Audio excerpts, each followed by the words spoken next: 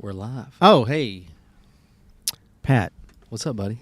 did you know it's very rare for lightning to strike twice in one place?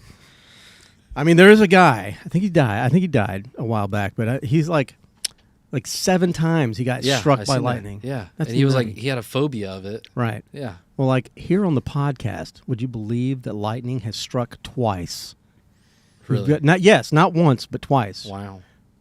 1 Soscenic, 2 Soscenic. Wow. Welcome to the show, everybody. Keira Arimenta. Did I say that right? Yeah. Woo. I always, Hello. as long as I've known him, I still stress the last name. Yes, we are with Keira, and her dad, Russell, who you've met before. He came along. He just tagged along for moral support. We love him, and I know you guys are gonna love. We're gonna get to know Keira as much as we can this evening and find out her journey as a photographer, and just whatever else we can talk about. Because you know us. We just kind of veer off and talk about all kinds of stuff. So, again, say hello again. I cut her off. Sorry. Hello. Thank you for showing up. Yeah, I'm so glad we showed I up. swear, it feels like every time I sit down to do this, it feels like it's been a year. Even though it's only been a week. Well, But, for us, it feels like a year. Yeah. well, for Thank her. you for having me. Yeah, thanks for coming. I'm happy to finally be on. Absolutely. I've been wanting to get you in here because, I can only talk to this guy for so much. Normally, when I do have him in, I don't talk a lot. He just does the whole show himself, it kind of helps. So I've hopefully, joined in. Where's the rim I shot? watched. that's no, that's facts, bro. That's not a joke, bro. Hopefully, you've got the same, little talky bone, whatever. Yeah. It's like funny bone. No, I don't So know. welcome to the Soscenic experience. That's right. That's basically instead of the Graybeard podcast, this is the Soscenic experience this evening. So, Miss Keira, Yes. your journey as a photographer, when did that start exactly? You don't have to be exact. That's weird. At 6:45. No, that's. Let me think. At 2:00 on this certain day. No. I Thank would you for say, playing along. You're welcome. Always. I've watched many podcasts to know how it goes. Hopefully not this one. I would say during COVID-19, it would be my sophomore year of high school. I was home. I was distance learning. I was not one of the ones to go back because I didn't mind the online learning. I was like, okay, I can do this. It's better to be safe than sorry. We have some high-risk family that Right. I was going to visit. So I was like, I'll do my sophomore year from home. It's a transition year. It doesn't really matter all that much. It's your sophomore year of high school. Right. And he Every decided, year counts. What are you talking about? It Yeah. matters. Why does it matter? I don't know. And Mr. Soscenic here. I'm going to call you Mr. Soscenic. She It's fun. messaged me earlier with a photo, and she said, Mr. Soscenic told me you needed a photo of me. I laughed. I was like, Mr. Soscenic, haha. But carry on, sorry. No, you're good. He decided to pick up a camera again, and we were really into sunsets. We live right across the street from a pier, so we'd go out, catch the sunsets, the Soscenic landscapes. Mhm. It's kind of where he began his photography journey, and I don't know. I used to go with him because I'm like, yeah, I'll go watch the sunset. Why Yeah. not? Like nature photography, all Yeah. that kind of thing. And I decided to pick up a camera one of the nights, and I was like, oh, I kind of like this. It was like a comfortable feeling. It was kind of like, let's kind of see where it goes. And my high school was still doing their football games because, cool. football season, the sports were still going on. Just it was kind of iffy at the time. And I was like, I love football. I grew up. I'm a huge sports fan. I love sports. Could talk I about. see you got like a jersey or something yeah, on. What is that? repping the Denver Nuggets. Is that like a NBA. hockey team? Oh, okay. NBA. I don't know. Yeah. Hole in one. I grew up in Denver, right outside the city. So, Okay. huge Denver Broncos fans. And I love football. So I'm like, what if I go out to one of my high school's football games? And his great idea was to bring the camera along. Mm-hmm. And so I stood there, camera on a tripod, just kind of set it up. Didn't really know anything about photography, nothing about settings, how the camera worked, nothing. Did he put you in auto? He put me in auto. Okay. First time out That on a was football nice. field. Yeah. He was nice. First time out on a football field, just put it in auto and just kind of saw what happened. Mm-hmm. And ever since that day, I have been so into it. I'm like, I want to learn more about my camera. I want to get even more into sports than I already was. And that's where the photography journey took off. And you, thank you, by the way. And you really enjoy like sports photography. I love it. That's- It's my specialty. I do all kinds of different photography, any kind, modeling, portraits, Okay. automotive, weddings. I do it all, event work. I really do it all, but sports is where my passion is, I would say. I can tell. I mean, I look at your page and it's awesome. I mean, Thank you. it's really those. I've been floored by some of the shots you've caught, like the action shots that you froze. I mean, well, he's pulling it up now. But yeah, you do great work. I mean, I know you had a good teacher, but I'm just saying sometimes I didn't teach her shit. sometimes the student surpasses the teacher. What was I going to say? Now I always get distracted by this thing. That ADHD is a son of a bitch. It really is. Yeah, look at that one. That's cool. Yeah, I like that. That's awesome. No blur on the sand, So grains crisp. of sand. Mhm. Yeah. Yeah, I love that. See, I'm not a sports guy, but I would probably enjoy photographing because there's a lot of action. There's a lot of things going on, a lot of elements. What would you say is like the hardest part about shooting sports? You have to have a deep understanding of the sport to be really good at it. I would not get half the shots that I've gotten if I did not know as much about sports as I did. I know plays. I can follow plays. After I watch a certain amount of, say, football for a long time, I can pick up on how a coach runs his offense. And so I'm sitting there and I'm mentally thinking ahead, well, what are my settings are going to be? Obviously, that's most important. But I'm also at the same time, like simultaneously, where is this play going to be? So how can I prepare for it? Is it going to be a pass, a run, a fake? Like you never know what's going to happen in football or any sport. And so having the knowledge of the sports ahead of time to be able to kind of pick up on those little key things is what helps me get those great I moments. think I won't shoot sports then. I don't know. I don't. Well, I mean, Okay. you were talking about like getting your settings, knowing the plays. I mean, my brain would fizzle out right there, But not for nothing, women are smarter than men. Just saying. I'm not trying to make it a gender thing. Sorry, Dad. But it is one of those things. That's Mr. Soscenic to you. Okay, Mr. Oh. So Scenic. See, now you're picking up on it. You didn't He's like liking it that. before. You're like, don't call me Mr. So Scenic. we're gonna have to get him a T-shirt that says "Mr. So Scenic." I Oh, think. 100% with the So Scenic logo and everything. Yeah. Yeah. Yeah. And then a little. Put that on the back of it. Maybe I'll just get that tatted on me. Okay, Ew. that's now you're getting a little That's weird. little- It's like getting a tattoo of like a portrait of yourself on your arm. I just didn't want to forget.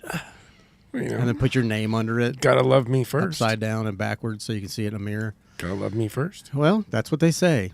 That is what they say. Yeah. Yeah. Well, you were, and I don't say this with like any kind of disrespect or anything like that, but you were one of the lucky people that started out photography that had like decent gear. You Yeah. know, I mean, and I know there's a lot of people out there that would say, gear doesn't make the photographer, and that's true. You should be able to take a good photo with whatever is in your hands. I picked that up from him. He says it like every podcast. It's true, though. It's very true. No, it's good I'll information. just leave now. Don't make that face. That's good info, but it's true, and it's true. But it does help, especially with sports. You get the right camera that has the right frame rate and everything. Yeah. It really does. So, have you played around with anything that was maybe less than So Scenic grade? I have. Throughout my junior and senior year of Okay. high school, I was photography editor of my yearbook. Dope. We had little Canon Rebel T3s, T5s. Whoa, that late of a model, huh? That late of a model. And I'm going I from... figured they'd be on 7 eyes by now, at least. I mean, I don't know now. I've been gone a while, but Yeah, so I coming in with my experience and my knowledge Mm-hmm. to be photography editor of my yearbook, I was shooting on a mirrorless camera. Yeah. That happened I'd been pretty quick, doing though, this. right? It did. I've been doing this for a long time. I'd been a professional photographer for, it was around my second year that I got into yearbook at my school because I'm Okay. like, I want to get even more involved in the sports here and see if I can make something out of it, if I can be of help. Because I want to go out to the sporting events and take pictures either Right. way. If I can do it helping yearbook, I might as well. Mm-hmm. And with my knowledge and skills that I came in with to all of just the people that just went out there with their cell phones or that didn't even care to learn or use the cameras. They're like, well, our cell phone would do just as Or good. compose the shots. Or they'll just hire whatever studio in town Yeah. to go out to the games. Mm-hmm. I came in there and I had to learn the cameras, the older cameras, before I could even start teaching. I mean, it's easy to teach the basics Yeah. in a way. Just So you were teaching? I was teaching. Did I miss that part? I My must have. first day of yearbook, I walked in there and I went through my portfolio and said, this is who I am and this is how I've been running my photography business with my dad for a year. And the editor of the yearbook, like the teacher, was like, okay, take a group of students who are interested in photography and come up with a PowerPoint and teach them. You're like an anime protagonist. I love it. The one that walks into class and is just like, I shall teach you everything. That's good. So, so you ended up teaching how many students? I would say, so you had to apply to be in yearbook. We didn't Okay. have too many people, but it was about 15 to 20 people. I mean, it was still like a normal Nice. class, 12, 15, I would say, Mm-hmm. at our lowest point. But How long did they have you teach? The whole year, or just like for like a month or something, or a it couple happened weeks? to be where no one really cared about photography to Love where that. they're like, well, Keira can just go do it. And Okay. I mean, I loved it because my junior year of my high school, that entire yearbook is my work. Every sport, every play, That's great. production that went on. Talk about it a printed was- portfolio. Oh, Yeah. just anything that's in there. Yeah, it's all Except mine. for the headshots. You didn't do the headshots, did you? No. Okay. No. The school pics. Ugh. Yeah, That would- it was so bad. They messed, like, my hair was like all messed up in one picture, and like the lady didn't even tell me to fix it. I'm like, as a photographer, you're taking a school picture for someone. Yeah. At least tell the girl to fix her hair. Yeah. I can see if you leave like a hair tie on a wrist. Yes, the local studio in town that does the That's our- high school senior portraits. That's our is fucking kryptonite. I mean, I don't know what it is about hair ties. not the greatest.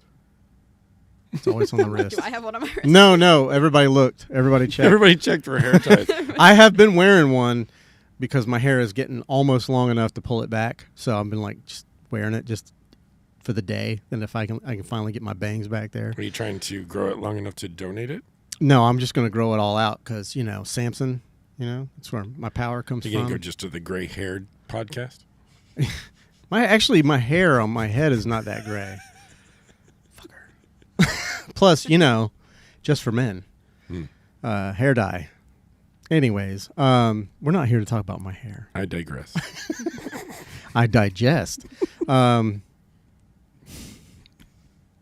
So let me ask you, and I should probably know this, he's probably told me, but like, how old are you right now? I am 19. So you're 19, and you've been in college for A year. a year. I'm going into my second year. I moved down in August. So you moved out. You're like down there. Where? Yeah. Should we say where she's going to school? Oh, I I don't didn't- know. Says it on her page. Oh, okay. Says it okay. on my page. I'm very careful about people because And I that appreciate that. there's stalkery people in the world. I don't think any of my listeners are like that, but hell, you never know. You never know. You never Plus, know. they really have to find you, and I'm sure she's packing. You know what I'm saying? Yeah, I don't know what I don't. That was me cocking a gun. I mean, anyways. So you're Nerd alert. Yeah, total nerd alert. I mean, dude, look at my coffee cup. It's Dragon Ball. Get out of here. Fucking nerd. So you're going to where at? Florida Atlantic University. Florida Atlantic University. Okay.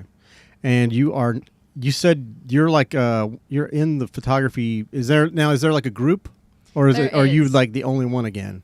No. So there is a team that I kind of came into and got in really quickly and kind of became the head of very quickly. Uh-huh. Kind of just, I had the experience. I would have never have guessed it. I would never have guessed it. I couldn't believe it. I'm so thankful and appreciative of all the opportunities, and I love my team so much. So Yeah.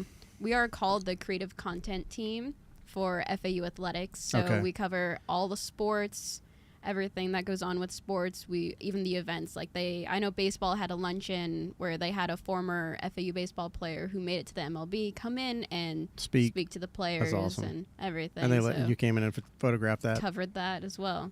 Awesome. But yeah, so I have 2 bosses. I kind of have the head that like covers all of athletics. She runs creative, but also the SIDs for all the sports, which are like the sports information directors. Okay. I think is what it is.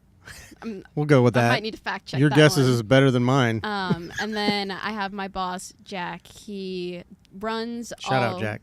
Shout out to Jack. He's the best. He does video and occasionally will do photo. Okay. And then there are 6 interns. So 3 of us are girls. There's 3 guys. It's very even, very diverse. I love the environment there. Everyone Is that on was purpose so, just to be PC or? I don't think so. It's just how Luck it of the ended draw. up. Yeah, luck Okay. of the draw. I was so welcomed in, and everyone was so nice. The social media team, all the other photographers. It was nice to kind of get to be with them, and then in a way, I also helped mentor some of them. Oh, that's freaking awesome, man. Do you have like 35 Instagram accounts like somebody else? I mean, I have 2. One Okay. of them's like my personal one. I Right. only have one. I mean, I help him run Soscenic Sports. 'Cause Right. that's going to turn into the big one. Yeah. I run that. I run Little Soscenic, and then I just started a Little Soscenic TikTok. Oh, very nice. I'll have to go follow that. I was going to add, that was one of the things I was thinking about today. I don't prepare for these things. Like I don't write things down, as you can see, but I mentally go over like the questions I want to ask. But being a photographer is not just being a photographer. You are also a content creator, and your dad has. We have sort of the same hatred. I mean, love for the content creation. Have you found that to be like a challenge at all for you? Like being a content creator as well as a photographer? Because I know you want to do the work. You just want to do the work. Just let me take the pictures. Damn it. But you have to also be out there making the content and putting your work in front of everybody. Imagine that's difficult and going to school too. In a way, yes, but also no. I love it. Yeah? I love being able to share my work with others. I had, like, even like me, like I would never have expected this. I had a girl reach out and be like, I love your work. Like, I'm so inspired by your work. Like, I picked up a camera. Like, I'm just starting in high school. And I was like, I couldn't believe it. It was like a holy shit moment to me. Like, wow, like there's people actually like looking like up to my work. That's like the ultimate, like, hell yeah, man. I mean, that's fucking awesome. It is a balance. I mean, I'm taking full credits. I'm doing 17 credit hours each semester. You're while on a I'm break at right now, school. right? I'm taking one class currently. Okay. Online over the summer. I was almost gonna feel bad. I'm like, did she just come here for this? Like, what? No, I know how you two are. Yeah, she drove okay? all the way up here. Yeah. 4 I know how hours. y'all Just for are. this. He drives.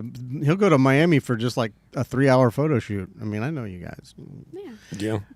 The hustle is real. The hustle is real between balancing schoolwork, the photography for my school, like my job, my internship, and then the photography for him, editing the content, producing my own content on my page, while I also help run the galleries on FAU's FAUsports.com. Oh, cool. All the photo galleries, I help put those together. I put in a caption, tag the players' names. I bet they're so happy to have you. They are, 'Cause and they're I'm like, happy to be I there. don't want to do this anymore. Here you go. Give it to the kid. I call it. I know you're not a kid. Anybody? I mean, I'm. A lot of pushing people 50, so. underestimate me though, and still think that Right. I'm just like, Right, I wanted oh, to get into she's that, just too. a girl with a camera. Yeah. No. How is it? That was another question that you kind of touched on. But like, how has it been being a female in the sports realm, in the photography world? I know that sometimes. I mean, I'm hoping that things are better now, but it used to be a very male-dominated field, especially in sports. Yeah, it's still very much Is it? is. A lot of the times, like I'll be out there with my creative crew. We have different like vests on, so there's like obviously like, different places you can go like during a football game, and you'll see all the freelance photographers that come in or the newspapers. It's all mostly males.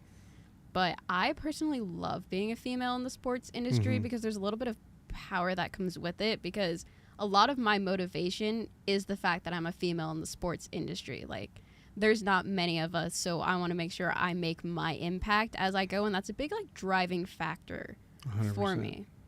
100%. That's awesome. I mean, I don't know. Like I said, I was just thinking that it would make things difficult. But I mean, It does. A lot of people underestimate me. I'm not gonna lie. A lot of people are like, "Oh, she's a girl coming in with the camera, drama, boys, whatever, drama kind of thing." How long until they drop that shit? I mean, have they yet? Has anybody Pretty The like? first time they pretty see her quickly. shots, everybody shuts up. Well, that's what. Yeah, And that's the first time I show up, because I show up, I'm in professional gear. I have my camera. Like, I show up in a polo. I'm not showing up crop top and jeans. Right. Like, I'm just a girl here to take pictures. Like, I label myself as a professional, and I intend to stay that way. Like, I'm very professional. Like, I get there, I do my work, I'm focused on my work. I'm not goofing around. I'm also not a fan. I'm a photojournalist, so I put my work first. Right. Like, I'm not going to sit there and instead of cheering for the play, I'm going to photograph the play. right. A lot of people I tend to see and meet throughout my time get way too into being a fan and sometimes forget that they're a photographer. And that's a huge thing with being a sports photographer is, yes, there's the passion. I love it when Elijah Martin made a dunk this past season, and I'm like, yeah, that was a great dunk. It's awesome. But My photo was the one that made it on Sports Center. Because Really? I was so focused in on that moment instead of being like, oh my gosh, she's getting a dunk. Whoa. Like, kind of like, But you knew that he was going for that, so you were like cued in on him. That's awesome. I don't think I could do that. I did get lucky, though. I did happen to be standing, like, behind, like, under the hoop. I normally try to sit on the court, but it depends on, like, how packed of media the game is, and I just have to be in the right place. Was that the night that you were making fun of her Oh, there's plenty of about nights. stepping back or doing something? Getting to watch her on TV Yeah. is great. You watch her on ESPN. She's sitting there. I'll just message her. I'll start texting her and be Well, like, text hey, you're me. holding your camera wrong. I'll be like, Thinks he's why aren't you hilarious. sitting on the court? I'm like, I'm moving around, and I'm doing the job I was asked to do, I'm man. like, I can't see you. I'm like, why aren't you getting this moment? See, why the aren't real- you getting that moment? The real test is that you answered him at all. You should be. You That's should just. actually true. You should just go. No, I wouldn't even. I wouldn't Well, even pick. it'll pop up on my Apple Oh, Watch, I and I'll be gotcha. like, next media timeout, maybe I'll message you back. Yeah. No, that's another thing is like you've done. I mean, you're doing all the sports, right? Every single sport. And are these are not just college sports, correct? These are, I mean, or are they all mostly college? It is mostly all college sports. I do occasionally go back to my high school and shoot those sports. In the fall, I'm going to be getting into high school football down in Okay. South Florida because it's big down there. A lot of the high schools are big. It's where a lot of NFL players come from. Right, where they get like drafted out of. Yeah. I mean, do you like? I don't. There's like it's the same question, but anyways, I'll just. My brain. So Well, sorry. you just asked the question, man. So scenic. this So is what sorry. makes it so fun. Oh yeah, this is exactly how my so sorry. you know, my my brain just does what it wants. But do you have like for the future? You know, do you plan on like going to like the professional leagues and sports and continuing that on? Absolutely. goal? That is the immediate short-term goal. I've been doing a lot of work recently with 904 Happy Hour. I love working with them. They're a great squad, a great community. They give a lot of great opportunities. I got to be the pit photographer for Logic through them. Okay. There was a full journey there. Dope. He got me into Logic in middle school. He still hasn't gotten me into Logic yet. I don't know who that is. Man. Should send me some stuff, man. And I had a hard time growing up throughout middle and high school. I got bullied a lot. Yeah. And I really found peace. What the hell did you get bullied about? Don't need to get into it. Okay, that's personal stuff. That's I got bullied a lot too. I was a little But, guy. Yeah, I had a hard time. And so he really got me into Logic, and I really found peace through it, and I really found my motivation to it. Anytime I'm walking to a sporting event, there is Logic blasting in my headphones on the way because it's my motivator. And so I was a fan. I went to my first concert in 8th grade, second concert in 9th grade. We got tickets to go. Thank you very much. Loved that. He's a cool dad, isn't he? He's the coolest dad in the world, Yeah. for sure. What a guy. What a dude. Mr. Soscenic. Round of applause. What a dude.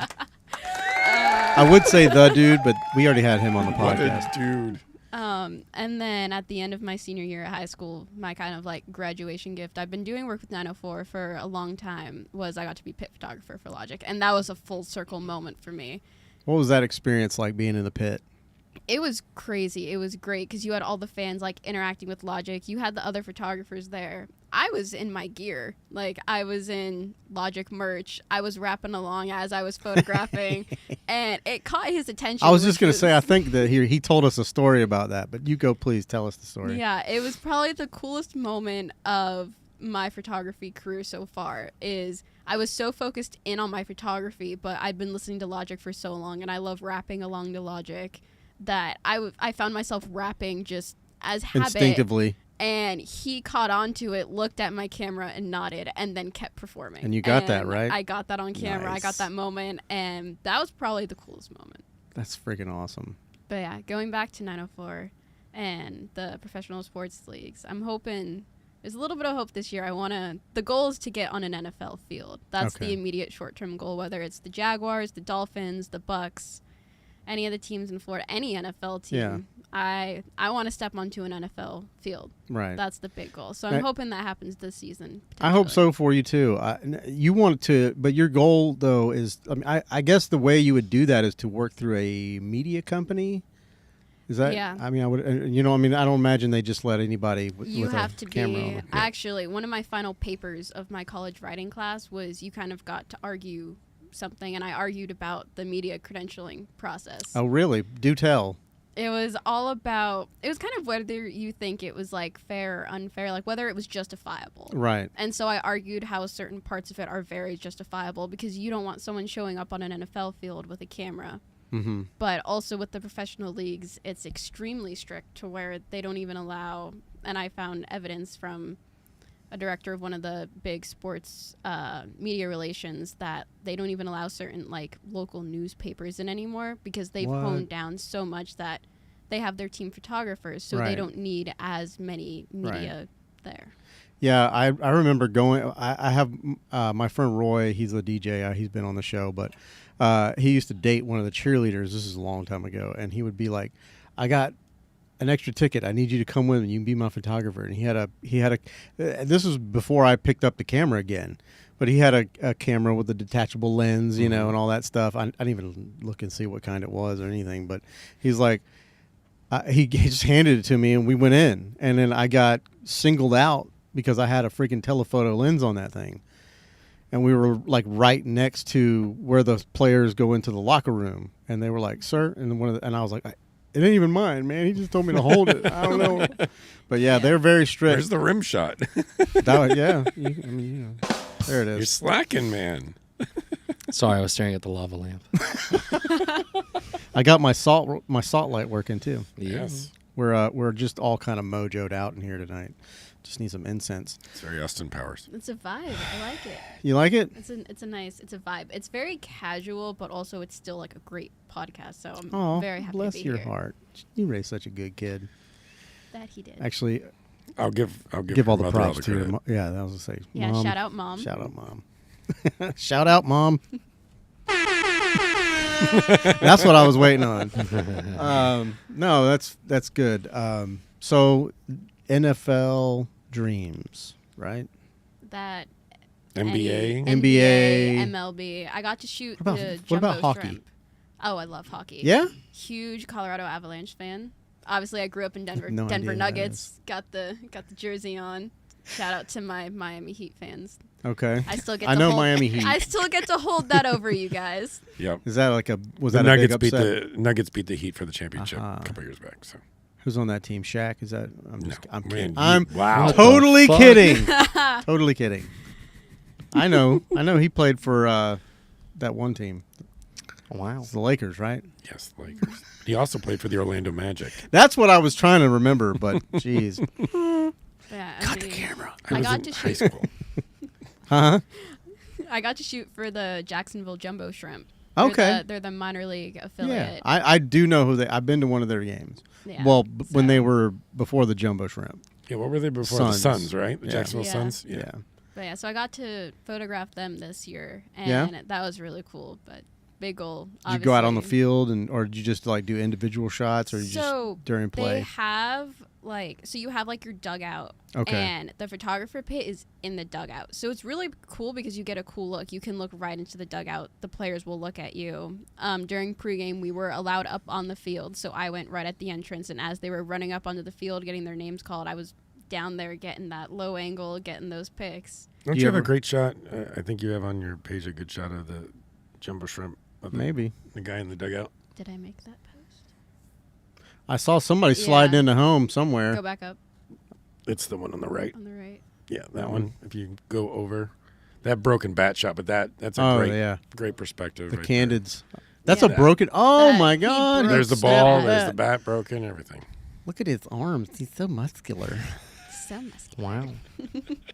That's good, man. Wow. But that's a Wow. that's a He's like hard. bat flexing. Look at that. But look how close the ball is. Yeah, That's like either ejecting or like almost the point of contact. looks like the bat is big. You know how hard that is to capture that? It is so. For the longest time throughout doing high school sports, I was so mad. I'm like, I can do this. I can get the bat hitting the ball at that moment Yeah. of contact. You just want to see it And pancake. I just want to see it. I'm like, I tried so hard, and now almost every time I'm at a baseball game or a softball game, That's your goal. I'm able to get that shot. Oh, you're able to. I'm able to. I've come full circle in that moment. My first baseball game, I was like, how do people do this? And then I researched it. Shout out to Jared Pullen, Frono's Photos. I looked at his videos and I was I got like, his stickers on the back here, on the back of the computer. nice. I looked at his videos and I'm like, what am I doing wrong? Yeah, to he not shoots a be lot able of to get sports. it? Yeah. Yeah, he's doing that 5x4 right now. Have you seen that? Yeah, he's shooting on Like an medium format, old- like an old film. It's like an old, I guess is it a film or plate? I don't know, but it's 5x4. It's a plate. Yeah, I guess it is a plate. I don't know, but he can only do like one shot at a time and then reload. So and he looks I think hilarious. people have gotten bored. People have gotten really bored. Well, sure. I mean, he gets all the best gear and gets to test it before we do, and get the ins and outs and all this stuff. And he's just kind of spoiled with it, I guess. But it's still in a good way. I don't mean that in a negative it's way. a learning opportunity for all of us because we get to see all the stuff that we would ever think about doing. Right. We And get to see them do it. the favorite videos I have of his are the tutorials that he has, Yeah. the walkthrough Mm-hmm. on a Yeah. camera. So if you buy a new camera, chances are he's gone through the menu and told you everything about the camera. It could be a 3-hour freaking video, but I'll sit and watch the damn thing. It's fantastic. Yeah, because he tells you what you don't need to have on your camera. Right. Because there's a bunch of stuff on there that just is kind of a waste of time. Yeah. Or gimmicky or whatever. And if you want it to be more pure learning learning your camera, you don't want to Turn have it that off stuff on there. it's yeah. got face smoothing and clarity and all this shit. I'm like, no, just turn all that shit off. Yeah. I don't turn any of that on. You shoot Yeah. raw, right? Yeah, I shoot Not raw, but raw. raw. Yeah. Hashtag no JPEG. Yes. no JPEG. Well, shooting sports, and I asked that because I've talked to some other people that have shot sports, and they shoot dually. So they Yes. shoot RAW to one card and JPEG to another because a lot of times the media or whatever company you're The working quick for, turnaround. they want that turnaround. So you take that JPEG that's already compressed, it's got things baked into it, like color correction, this and that, whatever, and you can just download that real quick to your phone and then just send it right off. That's not me. You don't do that? I have learned and gotten basically down to a T how to have quick turnaround while still shooting in RAW. Nice. And I do that because I would say FAU basketball was probably my toughest challenge my first game because I show up about 2 hours early and my boss is like, all right, I need 10 shots for the pregame post and for the Twitter. So I go out there, I shoot pregame, I come in, edit, get him the photos, go back out, shoot some more pregame. Yeah. That's kind of when I'll mess around with video because I'm like, all right, well, I already got the shots. The post is up. Made sure the post is up. It's good. So then I get to kind of just mess around. And then with about at the 2.5 minute mark where they're due their media timeout, I dip into the photo room and I edit for halftime. Get 10 shots at halftime, get the halftime graphic and final score graphic in. And then as soon as the game's over, we get the shots of if it's a win, the coach and the players will all walk around, high five the fans, they'll pose. Yeah.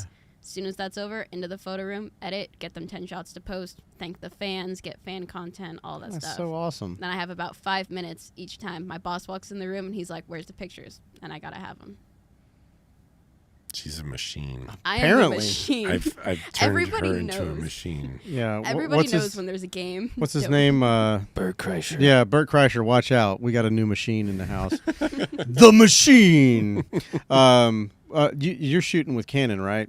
Yes, I shoot on. I'm not a R6. snob. I'm just asking. I shoot on a R6 Mark R6. II. And I was going to ask you how you got your pictures over to to edit so fast. Are you doing it where you leave it open, leaving open the Canon Connect or whatever, so it just automatically downloads to your? No. you're not doing it. I plug the memory card into my computer and I pull them into Lightroom. Oh. That's probably I don't ever take that card out. She is. I never take my card out. She's very. Where is the rim shot? Good Lord, you're just. That you're wasn't a sleeping good over there. one. Come That wasn't a on. good one. Do the on. wah wah wah. Wah, wah, wah. Where the fuck is that one at? That's better. Listen, I'm the judge here of the jokes. I'm okay? sorry. Get it together, man. I'm just the guy in the corner. Let me take your picture. But he doesn't ever take it out. Don't let him. Don't ever let him do that. No. She's gonna be running everything. I'm just gonna be in the corner. Yeah. So, but no, she's. I think that one of the coolest moments we've had recently. We were working for 904 Happy Hour, and we were doing concert footage, some of this concert stuff here, and we basically went out and shot the footage, and then we went to the side of the stage while the concert was still going, and she popped her memory card in her laptop and started editing and had them their photos like within a couple minutes. Do you worry that you're gonna miss anything? No. No, because you're like, because I already got fire. Yeah, after a while, you kind of you know. I snapped straight fire. You and I y'all. would shoot thousands of photos. Yeah, I'd be on high speed plus, just going. Yeah. Hopefully I didn't spit on you. It's Sorry. so funny because we will come home from a shoot. He's like, I just uploaded like 1,000 photos into my Lightroom bar. I'm like, I got like 250. And her shots are better than mine. I mean, I have heard that signs of a good photographer is less shots. I mean, look, I do the same I've gotten thing. there. My this last trip to Miami for Swim Yeah. Week. This is probably the least amount I shot Mm-hmm. of any of the events I went with Chris to. Really? Because he's ever changing, and I'm having to live up to this one over here. Yeah. Oh, Being- shush. yeah, I still whatever. have to live up to you. I'll pay you later. Yeah. But There you go. We'll edit that out. but I'm starting to learn a little bit about being more patient. Yeah. And having 19 of the same shot means nothing No. if you got to get the shot. I guess the only reason I would even do that is because I'm always looking for the right, like, everything. That split second moment, everything to be perfect. Right, because sometimes you're like the background's perfect, the body position is perfect, and then there's like a weird thing with the face, like something, and you're like, shit, if I'd have just snapped two more. So that's kind of that's my thought process. That's the hard thing about sports photography is because athletes are so focused in on their game. Like, you'll have a great shot, but you're like, I can't do that to the athlete because they have such a weird look on their face just because they're not, just because they're not like posing for the camera. Yeah. They're in They're action. working. They're working. They're doing Yeah. their job. They're playing a game. Right. So you've never. I mean, I don't know. I think that if I was a sports person, what do you call them? Athlete. Yeah. If I was one of those, Just I the would sound of a car crash. driving off a cliff. Like Toons is the driving cat. If I was one of those, I think that I would be happy with any picture of me as long as it was like taken well. You know what I mean? Like it's a good, clean, crisp photo. Your Composition means more composition's good. Stop details, time perfectly, or maybe you added a little blur. No. That has been a hot topic than... Oh, Ugh, no. on this podcast. And every photographer I have in, my friend Barry that came in, he's like, I've shot some blurry stuff, but there's a reason behind it. It's not like he's just doing it on purpose. He's like, it depends on what they pay me. He's like, I'll do whatever you pay me to do it. So well, it's no, fine, he's but- like, if they don't pay me too much, he's like, they get everything, and that includes some of the blurry photos, and they'll They like it. Yeah, The clients like it. I don't understand. It's almost like I can't, in good faith, hand my boss over a blurry photo. sports photo. No. I can't do it. it's all about freezing action with sports, right? Yeah, the clarity, just having a clear, crisp, saturated shot, Mm. getting that moment right there that Well, we it's can post. So fast paced, where it's like you need that to be able to digest the true aspect of a sport. You need like that still frame that's crisp. Yeah, it's because you about want to see the catching that detail. moment. I mean, like yeah. look at this one right here. Like just the ball go. Oh, hold on, wrong. Well, mouse. you're pointing at the screen. We can't see it. Just it's like you want the net to move. You look at the fade. Like you, you see this for a split second on the TV. Yet now you've captured like the intensity of it. And you got his You know what I mean? tattoo that says "Fearless." Yeah, it's I'm just saying, though, you look at the fucking ball, you know that ball's traveling fast. fast. So, I mean, for it to look like it's just stuck, that's my favorite part of sports photography altogether. I mean, so you're like capturing the essence of what you need to be capturing. Are you worried about grain at all? She taught me. You and I are ISO driven. Like we're like afraid of ISO. I'm not. She taught me. Well, that's because you like grainy photos. But I do. I don't give a shit. I ain't scared of grain. What wasn't worthy? It wasn't Hey, worth. hey, I asked There her you a go. question. I get It's it. the grainy. It's the grainy beard Grainy podcast. Beard podcast.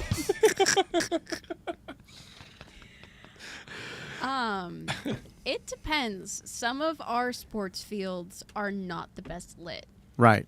but who did I get the trick from? I think it was Jared Poland. Probably. Most likely. I have a sweet spot in my camera that I know I can put my settings there. Every time I shot in the Borough this year for basketball, I had my camera settings set the exact same. Can I guess? Go for Let me it. see if I can guess. Take a guess. I know you want your We need all three. I need all ISO, three. f-stop, Okay. and shutter speed. I mean, you want your shutter speed high if you're going to be shooting and freezing. Indoors. But it's dark, so you need it. You're going to have to bring it. I imagine you're going to try and drop it at least to 160. In the 100s. No, you're higher than that. So okay, now I'm fucked up. I mean, that's what I'm using over at the collab, but they are pretty well lit. Remember, this is sports. Yeah, you're right. So you need to be over 500. Yeah, A lot higher. yeah. Keep going. 1,000, Keep going. 2,000, Lower. 1,500, 1,600. 1,600. Okay, so if you're 1,600, shit. And I see you're pretty blurry, so I'm gonna say that you're wide open at f2 or f2.8, Yeah, 2.8. and so your fucking your ISO's got to be like what, 128,000? No, that's $50 way million. too high. That's way too high. I mean, it's at least it's in the 2,300 somewhere in there, higher, Switch the numbers. lower, 32. 3,200. Holy shit. 3200 ISO. That. Yeah. And you can't fucking tell, folks. Can't tell. That's Nope. good. God, man, I need to practice more. My shit was all off. I used to be able to guess stuff like that. When you were like 160, I'm like, I'm like, Well- are we doing portraits? Yeah, see, that's another thing too. I was shooting models in a freaking studio, but it was Yeah. dark. Have you been to the collab? I have She hasn't. She was supposed to come with me the last time, but we ended up, something happened. Yeah, I missed the last one too, but We'll have to no, get that it is different. So yeah, I've been shooting a lot more standstill people, so that's different. For me, I'm not used to doing that, but Well, yeah, I mean, with standstill, you can go down that low. oh, absolutely. I mean, until they do the hair flip, and then you're just like, oh shit. Yeah. But yeah, no, that makes sense. So yeah, but with what they do cameras, is that a stacked sensor on that, or no? It's just a single sensor. Yeah, but that's My R3 has a stack sensor. is that a 'Cause 29 he's special. megapixel? 29 megapixels? 30. You are 24 megapixel. 24. 24. Yeah. So Yeah, I still that is the one piece of camera magic that I haven't yet figured out. Like the higher the megapixels, the worse it is in light. I'm sure there's some kind of science to that. Well, He'll just tell us. imagine. Yes, I'll tell you. Thank you. School me. I don't know everything, folks. I just have a Wow. podcast. Wow.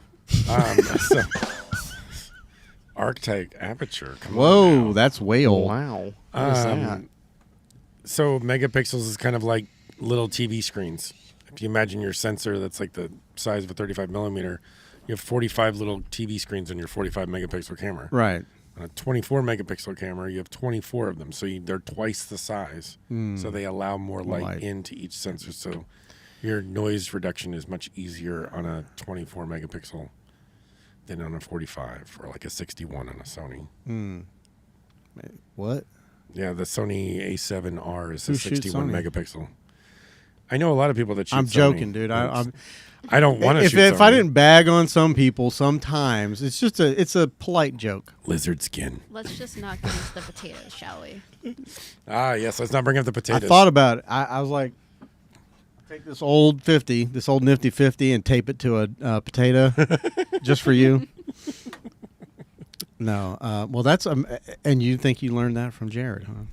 Or did you just figure that out on your own? The sweet spot. The sweet spot. I learned it from somebody. Mm-hmm. Actually, no. I think I learned it from Brennan. He used to be the Miami Dolphins photographer. Okay. I met him on the sidelines of. Is that the guy that let you hold one of the? What was it, like a 400 2A? 400? Yeah. Because that was my first year as like a big photographer in my high school. It was my Right. first year like really doing all of the sports for my high school, and he's a Bartram Trail alum. Okay. As well. So he occasionally, when he worked with Jags, would come out and shoot a game. So he came out for one of the playoff games. It was actually one of the games I was not shooting, unfortunately. How did you get introduced to that man? I walked up to him on the sidelines. Did you? I did, because I'd been following him on Instagram, and so had he. And That's I so was awesome. like, you know what, let's go talk to him. And so we started a conversation with him. They knew each other through Instagram. They'd like messaged back and forth before. And I just walked up there and I introduced myself. And he was just like, hey, want to hold my 400 2.8? And I was like, yeah. And that was that like a ding moment? Like I was actually a little worried. I was glad it was on a monopod because that was the week after her car accident. So I was like, don't let her hold anything heavy. So she still has a concussion. Yeah. Like, don't let her. Don't give her that. What is that, like a freaking $15,000, $20,000 lens, something like that? 12? I think it's 12. Okay. I know that there is a $20,000 lens. There is. It's obnoxious. I'll never see it. I saw the famed 100 to 300 2.8 that just came out. That was. I guess I shouldn't say never, because I mean I could always rent it from someplace. That's true. Or whatever. That's true. I don't have a need for it. What the hell am I doing with that? I don't shoot sports and I don't bird. So I mean, I mean, I guess you're going for like or wildlife, nose follicles or something, right? No, I can get that with this. If I do a self portrait, I'm like, it's time to go trim. Yep, it's pretty sharp. That camera is ridiculously sharp, especially in the studio. Yeah, when you have it connected to studio light and you shoot at like 7. I still f7. It's like, holy cow. I still prefer constant light. Have you shot in a studio? I have a long time ago. That is thunder, folks, if you can hear that. I will admit, when it comes to artsy work and portraits, he has me beat any day. Okay. His content is amazing. Yeah, but anybody can do that. Don't give him too much. Don't pump his head up, all right? We want to be able to get him out the door at some point. If he can't get his head through that, I'm just kidding. 3 hours later. He does do a great job. Let's not forget who the sports photographer in the family is. That's right. Wow. There we go. Knock him down a few pegs. Wow. I mean, he's taken a couple pictures of me, and they look great. Yeah, he makes phenomenal. This ugly mug look good. So. Oh, come on. He's a lot of Photoshop happening. He is Mr. Soscenic is the best mentor I could have asked for. You're right. I agree. He's getting to learn from him was truly an experience that I loved. I loved every moment of it. Even the hard times where we argue. I was going to say there was a whiff of sarcasm in there, but just a slight. But mostly sincere.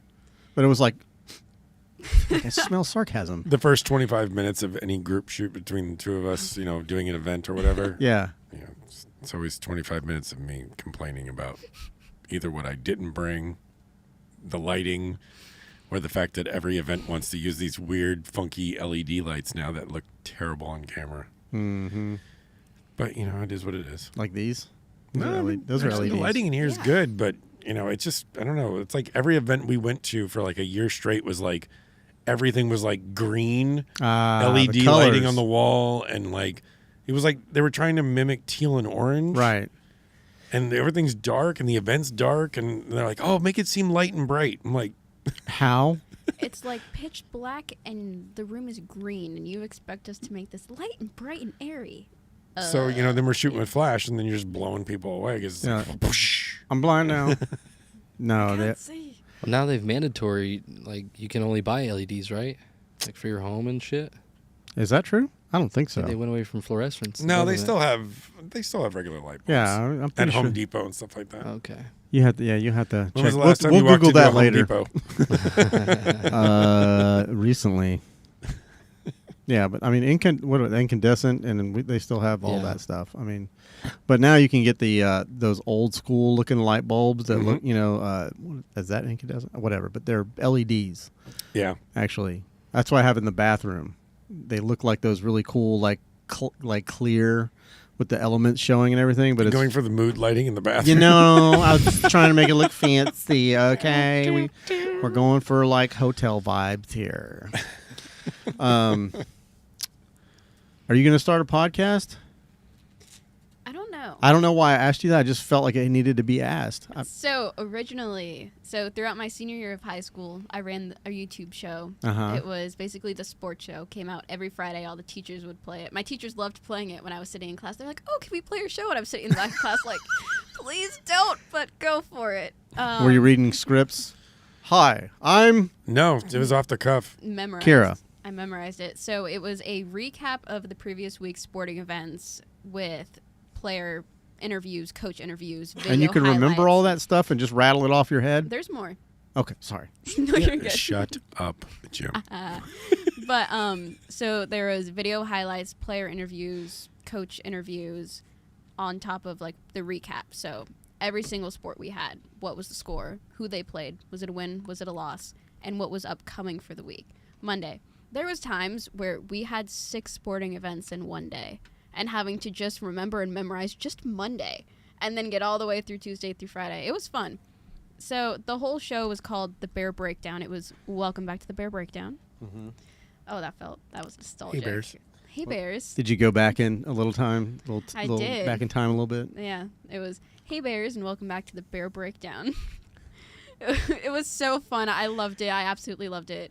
I can't thank the principal and the athletic director at Bartram Trail enough for letting me do it. It was originally going to be a podcast. Okay. I was just going to talk about the sports we had. I was going to bring players on because I knew a lot of the players because I'd been photographing them for a long time. Yeah. This was now like a year and a half, so a lot of them got to know me. They knew who to look for. Right. Obviously. So I had talked to a couple of them like, would you want to go on a podcast, talk about the season, talk about your love for football, talk about your love for baseball, basketball, whatever sport it was, even the volleyball players. I loved every sport that my high school had, and I knew a lot of the players just because I had classes with them or was friends with them or anything. Right. And the principal was like, I want it to be more than that. And I said, okay, well, I'm a photographer. What if I got into video and I made it a YouTube channel? And that's how it started. Nice. I miss being in front of the camera, so. When you were doing that, though, were you doing that out of your house or like at the school, or how did you, like, where did you film? So I went to every sporting event that was home, and I would film a couple of video clips here and there besides getting the pictures to put into the yearbook. And I was doing the job at the same time, both jobs, taking pictures while also getting video. And then I'd get home, and that's tough. Thanks to Mom and Dad, we have a beautifully designed pool in our backyard. Okay. So I'd set up a tripod, set up the camera, and I'd stand there with the pool as the backdrop, or me and him, when my mom was in Colorado for her birthday last year, we planted 13 palm trees, like little palm trees in our backyard. So I'd use those as the backdrop too. I'd just stand there. I'd go out there for about an hour. I'd do different takes. The amount of bloopers I had, hilarious. Oh, it was so fun. I'd walk in. I'd be like, oh, I have another blooper. I know all about the bloopers, man. I do. A lot of have you ever scripted your own stuff, or you just literally say it off the cuff? I would go in and I would script part of it because obviously I wanted to make sure I got like the stats sport. And numbers and stuff. Yeah, like make sure I was saying the right sport, the right score, the right school. Right. But when it came to like the fun like transitions and stuff, I'd change it up occasionally. I'd be like, hey Bears, and welcome back to the Bear Breakdown. Here's your recap of last week's sporting events. Or I'd be it just like, rolls right off the tongue, just it like does. It's like a flashback. It's like riding a bicycle. Or it would be like, hey Bears, welcome back to the Bear Breakdown. Let's get you started with your recap of last week's sporting events.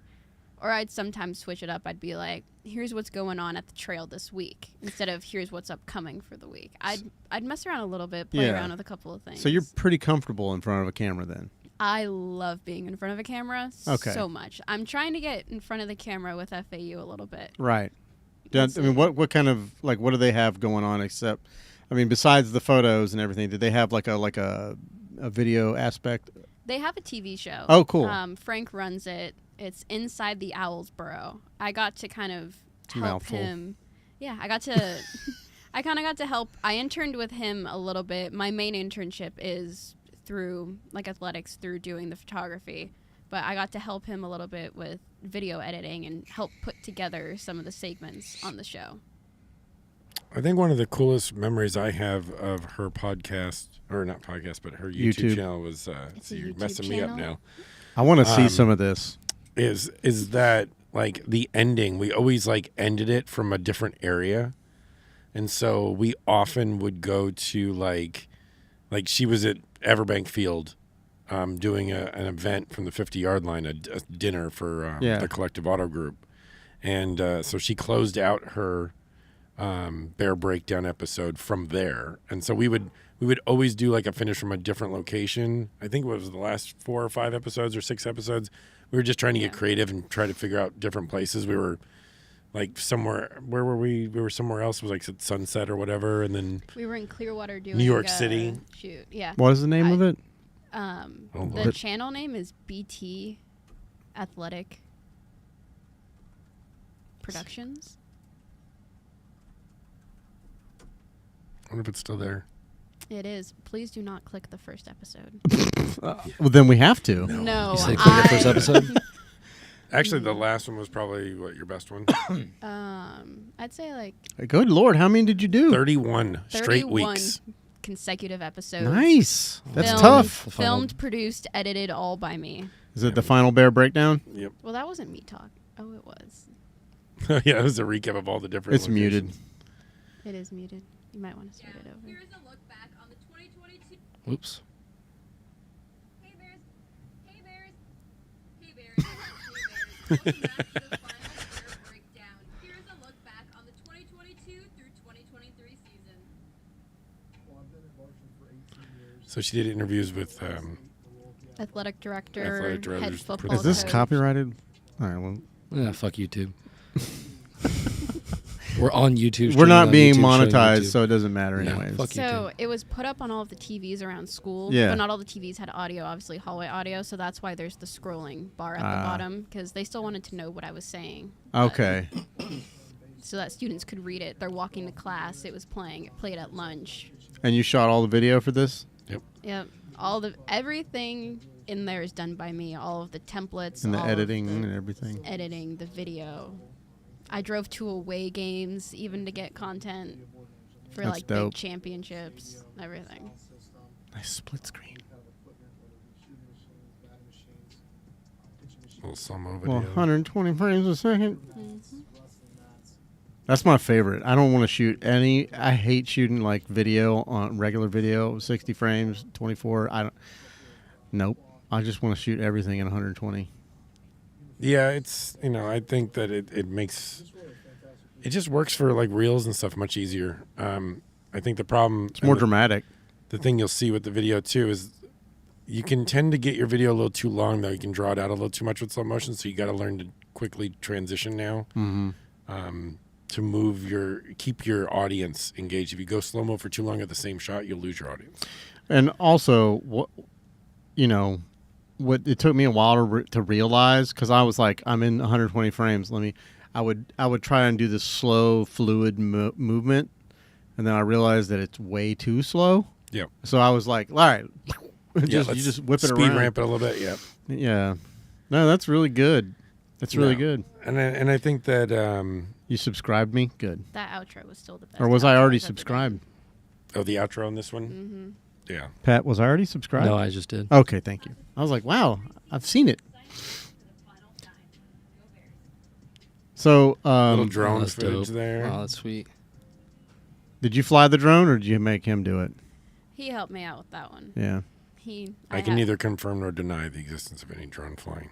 I have True. still not been allowed to fly the drone. Yes, FAA. That was an alleged drone. It could have been a Alleged camera on a drone. string. Yeah, I just threw it up there on a Frisbee real quick. You know, I've seen that. Have you seen that? We put a GoPro on a Frisbee, And just tossed it. tossed it up in the They air. strapped it to a bald eagle. How more American can you get? Yeehaw. America. Yeah, America. Well, I guess the reason I asked is because he talked about it. He's posted about it. Like, he'll post about it like maybe once a year. He'll be like, should I have a podcast? And then, like, of course, I'm probably the one. I don't know if anybody else answers, but I'm always like, yes, bitch. Like, do it. And he never does. Sorry. Hey, I know a good studio Step you could on come shoes. rent out. Yeah, you know, I mean, True story. I'm It's not a little sure I far. can afford you, but you know, It's a little far. Shit. I mean, Got deep pockets. for sure, because now I'm charging, baby. absolutely. I've decided to $90,000 an hour. outprice Wow. myself to where I don't have to work. That's There you go. because no one will hire me. That's the way to go. And nobody will hire Not you. 90. Yeah, no, right? You got to have some work that's worth a damn before anybody will hire you. But no, I don't. No rim shot there. It was all right. He was feeling some kind of way about that. I was Okay. listening. Sorry, I was listening to the dead air. No. Hold on. You can only The you can, uncomfortable silence. There you we can go. only have silence if it's like a really serious topic.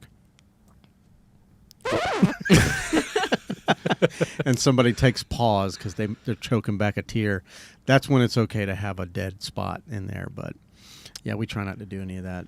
Yeah, I applauded her consistency. That's with it. hard. Because when she first brought it up, I was like, this would be a great idea. Mm-hmm. And I thought for sure she'd do it maybe once a month.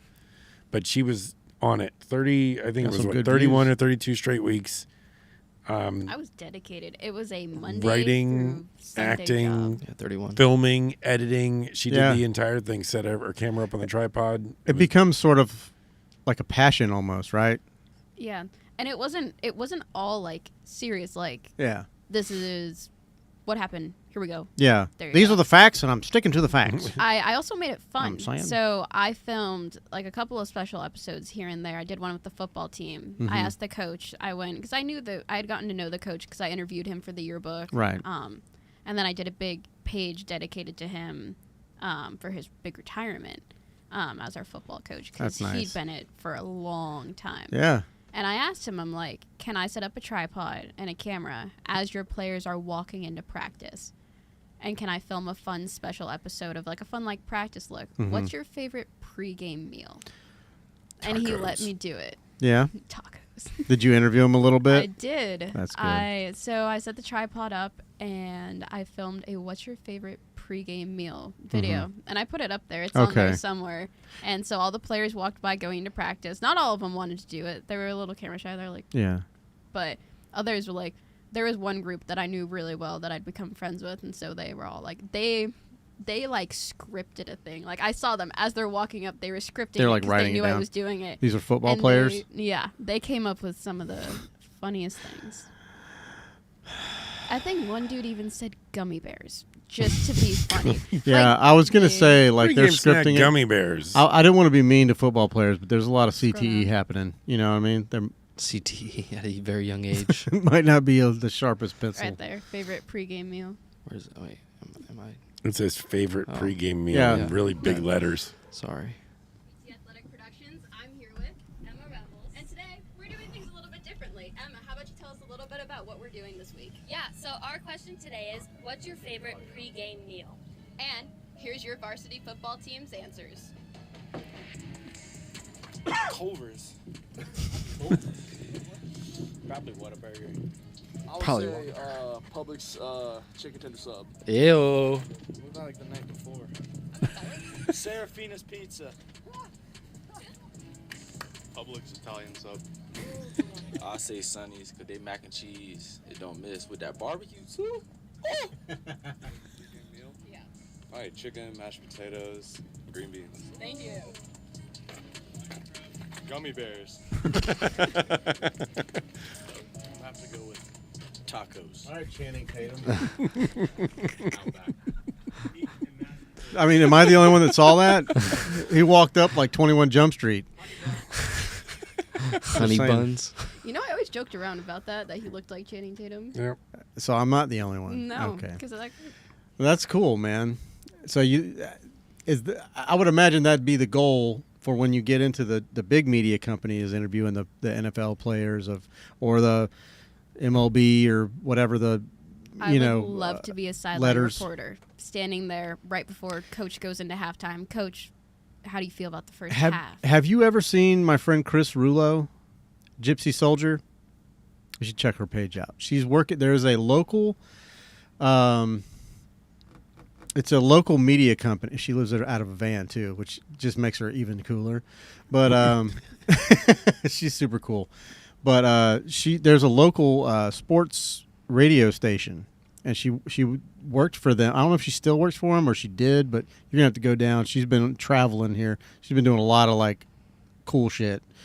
Not that the sports wasn't cool. Say, you're not really segueing. I know it's not really helping the case, is it? But like here, like she got a lot of access. Oh, okay. Oh, this is just music. But she got a lot of access to a lot of sports events and stuff like that. So, working with this media company, I have to find out exactly. It might Legacy Maker Sports Network. That's what it is. Okay. And those are her shots. She's also a photographer, but she's doing like the whole photojournalism thing. Mm-hmm. Yeah. But she's kind of like freelancing.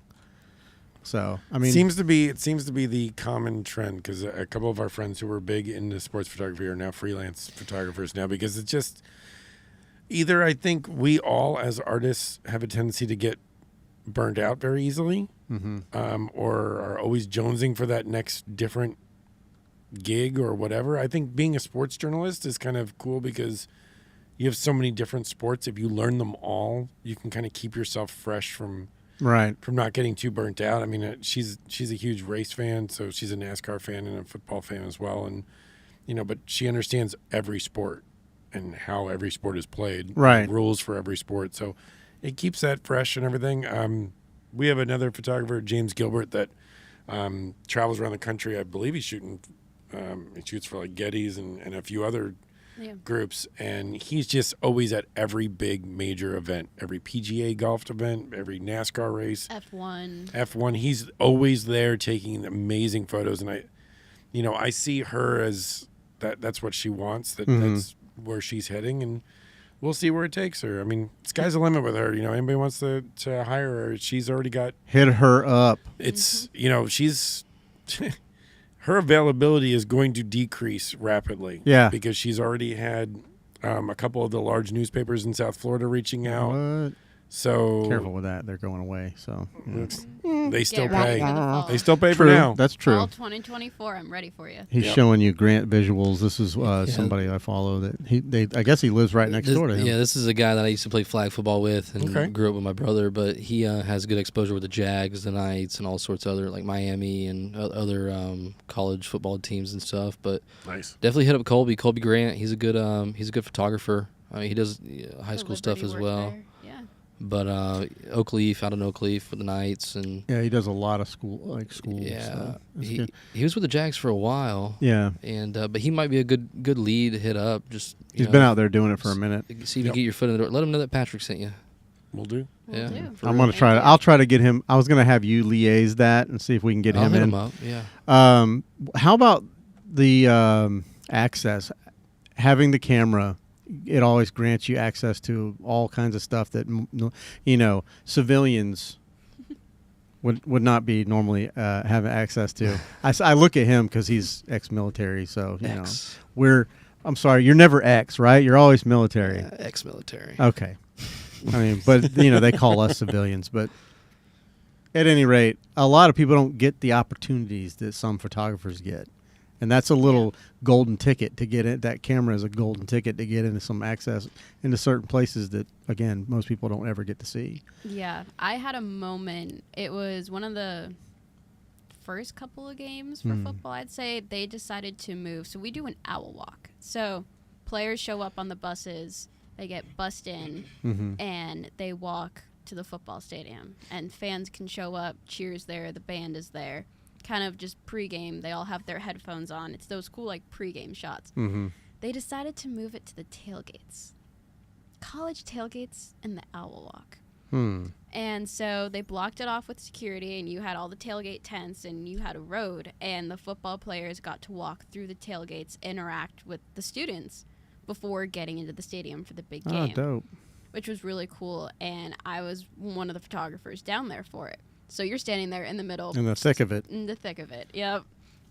And I was standing, and I was waiting for the players to get off the bus, because I had one of the other girls. I'll say, okay, I got to photograph Coach Herman walking off the bus the last game. How about you get that shot this game? Yeah. I want you to get that opportunity. So I went further down in the tailgate so that I could get everyone walking by. They had a huge flag, like an FAU flag and an American flag that they'd carried with them. So I wanted that wide shot. Yeah. So I let the other girl have the opportunity, and I went there. And there was a couple of students on the sidelines. They're like, "You're so cool. Like, I can't believe you're doing this. Like, you and your camera, like, especially being a woman in sports, like, you're awesome." Like, and that was just really cool to see. Like, yeah. I'm like, yes, I'm a student. Like, I'm just a normal student. Like, I'll walk through the course. hallways, whatever. Like, I go to class like a normal college student does. But getting those little moments of like, just the recognition. Yeah. Well, I mean, obviously, your talent is being perceived. You know, I mean, people are noticing. Then, anytime someone's really good at something, you know, it stands out. You know, people, and well, that person stands out. And it's hard not to recognize it, you know, or say something about it. So I think that's really cool that your peers applauded you, because, you know, that doesn't always happen in school. Sometimes you get, like I talked about, I got bullied a lot because I was a little guy and my voice sounded like Bart Simpson. So they called me Bart, literally. Eat my shorts, man. I can't do it now. It sounds like Krusty the Clown. But I've never seen The Simpsons. What? Bro. We're busy.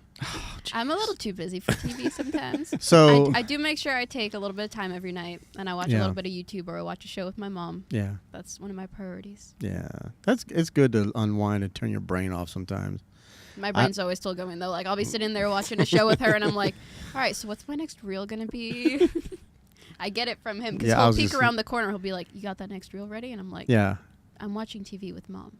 I get up at work. I get up for work at 2:30 in the morning, and he's posting shit. And then the man never sleeps. And then I'll like something he posts, and he'll message me. And I'm like, go to bed, man. Jesus, like, I'm going to work. I went to bed at like 7:30 last night. You know, I'm very like, I don't know, man. I guess I don't have the drive anymore to really push the photography thing. Like, this has become more of my passion than anything. Sure. But like the whole having to be like to everyone's beck and call, you know, like, I don't want that. It can be a little bit. Go ahead, Pat. No, go ahead. No, I was gonna say, but it seems like with Jesus. With the current social media, it's like you have to be pumping out reels every day. Or you're not gonna can't do it. Anything. You know, it's like you're not gonna get noticed. The algorithm isn't gonna push you to the top. You Nope. know, it's just I've noticed a huge drop off in my you know, whatever interactions. Yeah. Have you noticed I haven't been on much? Yes. Okay. I have noticed. Because I'm always looking for your content. I never can find it because you're never posting. Nope, I have not posted much. I have made it a freaking point to stay the hell off social media. It's not really great for the podcast. I will post, like, you know, the link like I did today. I'll post it. I might do like a couple of video clips afterwards. And of course the audio goes up, and then I'll post about that. But you know, if you and I ever do a podcast, that's going to have to change. Oh, then you'll take care of all that social media shit then. Welcome to working with Mr. Soscenic. Yeah, see. Constantly, every day. But I would appreciate that, because I know that he would work. I mean, I can do the work. Sure. And I will do the work. You know, I'm just, like, I do all this shit by myself. So it's just like, it becomes a little bit much, and I just get overwhelmed, and I'm just like, I don't really know if I want to do the social media thing, you know? It can get exhausting. It can get tiring. I mean, I get frustrated too, because, you know, like, I'll post one thing out from swim week and it'll do great. And then the next one's better and it does worse. And it's like, right. Like who's controlling the algorithm buttons? It's like come on, I'm like, you're having to just constantly just throw stuff out there and hope it sticks to a wall. And if it does, it does. If it doesn't, it doesn't. I used to harp on the fact the ones that it didn't, and get really kind of down and be like, man, I'm just not as good as anybody else. Now I don't worry about that anymore. Now if it doesn't work, you know what? I'll archive it and repost it again in a different way with a different song, and it'll work. Yeah, it doesn't really matter. I don't want to fight the algorithm. No. It's not something I enjoy. Once I stopped doing that, once I stopped fighting the algorithm, I felt a lot better about posting content. I literally post in ghost. That's if I post anything, I just get on and get off. I mean, there was a period in time where I was spending way too much time on an Instagram and Facebook and all this shit, mostly liking your dad's crap. I say crap. His art, it's beautiful art. Oh, it's crap. Come on. No, you're for some reason you're not coming across my algorithm too terribly. Hopefully that'll change. But I go and hunt for your stuff, and if he'll share it and I'll go and find it. I got to support the whole family. Why is it awkward? Screw you, man. I'm confused. I am too. Don't worry. He says all this. Sometimes I say things and he's like, "That's fucking awkward." Pat and I are on the same wavelength. Yeah, okay. we're always there. We're even keeled. Yeah, they're in the gutter. Is Welcome what it is. to Everyday Life with Mr. Soscenic. Right? Yep. Yeah. Well, I kind of mentioned as he was talking like negative comments in the thing. Have you had to deal with that? I've had to deal with it in a way that wasn't necessarily towards my work. Okay. Like when I was in high school. Uh-huh. Towards your character? Yeah. Yeah. A lot of people. How so? I'm trying to figure out. What was their handle?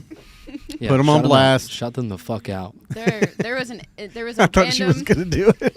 There was a random Instagram account created. Okay. With a random name. I think it was like Gossip Girl. Oh, fun. 1211 It's creative. or something. It's very room temperature IQ-ish. I don't even know. It was some random account created, and it was accusing me of using the yearbook and the Bear Breakdown for access to the players.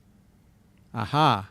And a lot of people in my high school never took me seriously, even though I was doing more work than just my high school. My little Soscenic when I was throughout high school was not just Bartram Trail Sports. Right. It was all of like the automotive work we were doing. It was all of the big events we were doing, working for different media companies. It was the festivals with 904 Happy Hour, the great festivals that they put on, by the way. It's always a fantastic time. All the tacos and tequila, Oktoberfest. It's always a fun time. Getting to work those and be a photographer for those, and I appreciate those opportunities. That's great.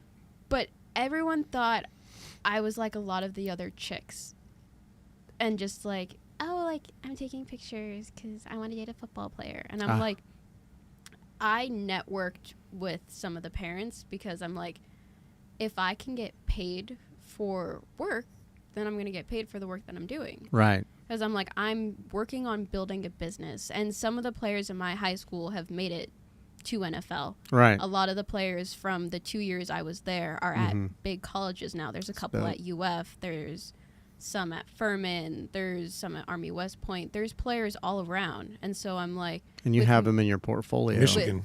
Michigan. One of the players won a national title with them. Awesome. And getting in with the families, people thought, oh, she's just trying to get with the player. I was networking. Wow. That couldn't have been Welcome back to the Graybeard Podcast, where this is Russell's first time on a podcast. ESPN notifications 24/7. But no one ever took me seriously, and I think that's where a lot of my drive and motivation came from is, look, I'm here building a business. Right. You guys I'm about to go into college. I want to get on a field with a college team. If I have that connection with a player through work, not anything else. Like, I'm all about the work. I'm always about the work. I put the work first. I'm a very professional person whenever I'm working with anybody. 100%. I was like, look, I want to have these connections because, Michigan's at the Michigan title. My roommate for this year, actually, she's from Michigan. So I might be up at Michigan State photographing a game that FAU's playing. So I'm like, I want to have these connections because who you know in this industry will get you a long ways. It's all about connections. And that was my main focus. And so many people took it the wrong way because no one ever took me seriously. It sounds like Jealousy. Sounds like with a name like Gossip Girl. Or whatever it is. Yeah, I mean, I really feel like it's literally jealousy. And, anytime you have a talented person or any kind of talent that other people don't understand, it's easier to try to knock them down than to support them. People fear what they don't understand. Pretty much. I mean, we've had that. We've dealt with that. Remember the $5,000 selfie post and everything, and and I told him to stop reading the fucking comments. Yeah, I stopped reading the comments. But I got into a little tit for tat. It's all right. Hey, it just boosts the algorithm.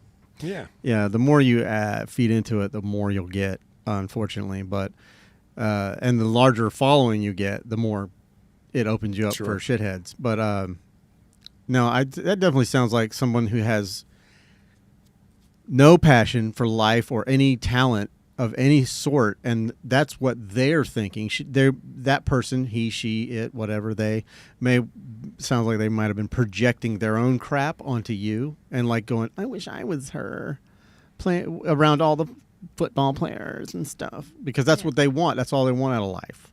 Yeah, and that was my big motivator. That was my, okay, so you want to think that. Now I'm going to take this even bigger than you could ever imagine it being. Yeah. And that was my big motivation, my big driving factor. I was like, I want to prove everybody wrong, because it hurt my reputation in my high school. Really? Yeah. Oh, my senior year of high school, I had one friend. I had a whole friend group going in my senior year of high school, and this all blew up in the fall of my senior year, and everybody ditched me because of everything that happened. There was rumors of me stalking the football team because people saw me doing professional interviews with a camera set up and microphones after practice. Because that's what stalkers do. Right. Because they're in the open for everyone to see them. I'm going to spend $10,000 on a whole camera rig so I can stalk you. We're broadcasting from a bush. Because after practice was the time I went in and spoke with the coach. Hey, I want to do an interview. When can I speak with this player? Can I do it during work, like before 7th period workouts, or can I do it after practice? And he goes, after practice would be the best time for you to be able to have time to catch this player before they head home. I'm like, great. So I drove to the school. At the time, I was told by the coach where to meet the player after practice would be over. And people thought I was stalking the team, obsessed with the team. I'm like, I'm just doing my job. I guess my question would be, like, did any of that mess, like, leak over to the coaches, and did they believe that stuff, or did they, like, have anything negative, or did it, like, stop opportunities for you to do the interviews and whatnot? It didn't. It really just was with the students. So I imagine the coaches saw you, and they're like, she's always doing really good work. Like, the photos are great, the videos are great. Like, what are you talking about? I had a great relationship with all of the staff and faculty at the school. Everyone knew what I did, loved what I did, respected it, and there was mutual respect back. Yeah. And do you really need more than one friend? Well, I had two. Okay. Two. Shout out to the Beach Babes. I got you. Oh, the Beach Babes. I just, like I said, I'm a big believer in keeping the friend group small. I completely agree Quality with that. over quantity. He's always told me that, and it's something I've always talked about. One day I'll be friends with your dad. Not likely. I'm kidding. We're friends. Best friends. You know? Because we're the 3 best friends. Yeah, 3 amigos. Oh, well, there's only 2. I don't know. Well, who else could we get in the group? I don't know. I don't. You know what I mean? Like, I was quoting The Hangover. Oh, is that what? Oh, wow! Really missed on that one. Fucking times, Jim. Jesus. Come on, man. Phil, Allen, and Stu. I know. The only part I remember from that is Michael Tyson. Mike Tyson. Mike Tyson. When Michael Tyson, knocked out that one guy. Yeah, Michael Tyson. He really paid attention. Have they fought yet? Has Michael? Why do I keep calling him Michael? What's wrong with me? Well, Mike Tyson and Jake Paul, have they? I don't think they have yet. I thought I got waved off. Welcome to the derailed portion of the program. I'm sorry, my brain just went there. Brought to you by ADHD. Thank you. It's just that it's got to be. It's supposed to be mid-July, right? You hit something funky. Yeah, I don't know. You clicked on something. Now let's open it up. Mike Tyson and Jake Paul. Oh, you're on Yahoo. Is that what that is? July 20th, 2024. July 20th. God, he looks like He's 60, and he is going to literally annihilate that. He's gonna annihilate him. that kid a new a-hole. Do you follow UFC at all? Wrestling You. is No, UFC. Oh, Mixed martial Ult- arts. ult- Mixed martial arts. Yeah. I do a little bit, but MMA. not much. That is the one sport I am not into. That'd be I'm some not good. gonna lie. I actually have I an have- MMA fighter coming on in a couple of weeks. Wow. Local guy. Congratulations. Look at you. Mr. Tavares. Look at you go. Stepping up. Yep. Hey, I don't know anything about it, so I don't watch it myself. Might want to learn I don't know before you anything get him about on. it either. No, you know me. That's how I roll. I like to not know much about the person I'm gonna put you in a And rear just- naked choke. and just. Hey, listen, man. You better put me in a rear fully clothed choke. I don't want no naked. No, I mean I know a little because I've listened to Joe Rogan a few times, so I mean I know a little, but that doesn't make me an expert by any means. It's like, I've photographed boxing before. Oh yeah, was that the Guns and Hoses thing? Yeah, Yeah. Guns and Hoses, Okay. the charity boxing. Yeah. Firefighters versus policemen. I did that. We did 2 years in a row. 2 years, yeah. Yeah, so we didn't do it did this year, but we did 2 years before that. So I understand it enough to be able to photograph it, but I'm not one to sit down and watch it. It's boring. If there's NASCAR, What? It's if boring? there's NASCAR, baseball, football, or hockey on the TV, or NASCAR? basketball, NASCAR Serious? is my number one. I I won't say anything about it. I'll keep my mouth shut. I will sit there and watch It's an a lot of left entire turns. race, talk pit strategy, tire wear, fuel strategy. I will sit there and talk everything. Really? I will talk points, playoff standings, everything, driver's points, stage points. I will sit there and I will talk through it all.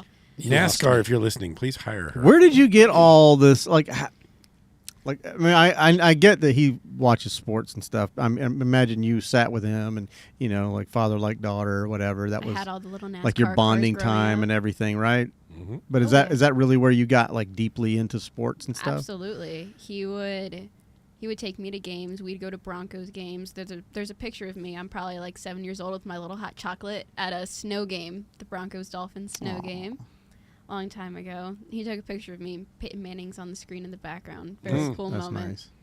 And then I had all the little NASCAR toy cars growing up. I'd play with it as little. He got me into sports before I could even remember getting into sports. Did you get that? Did you have the car with the Chevelle with the Cougar on it? No. I'm going fast, Mama. Ricky Bobby. Sorry.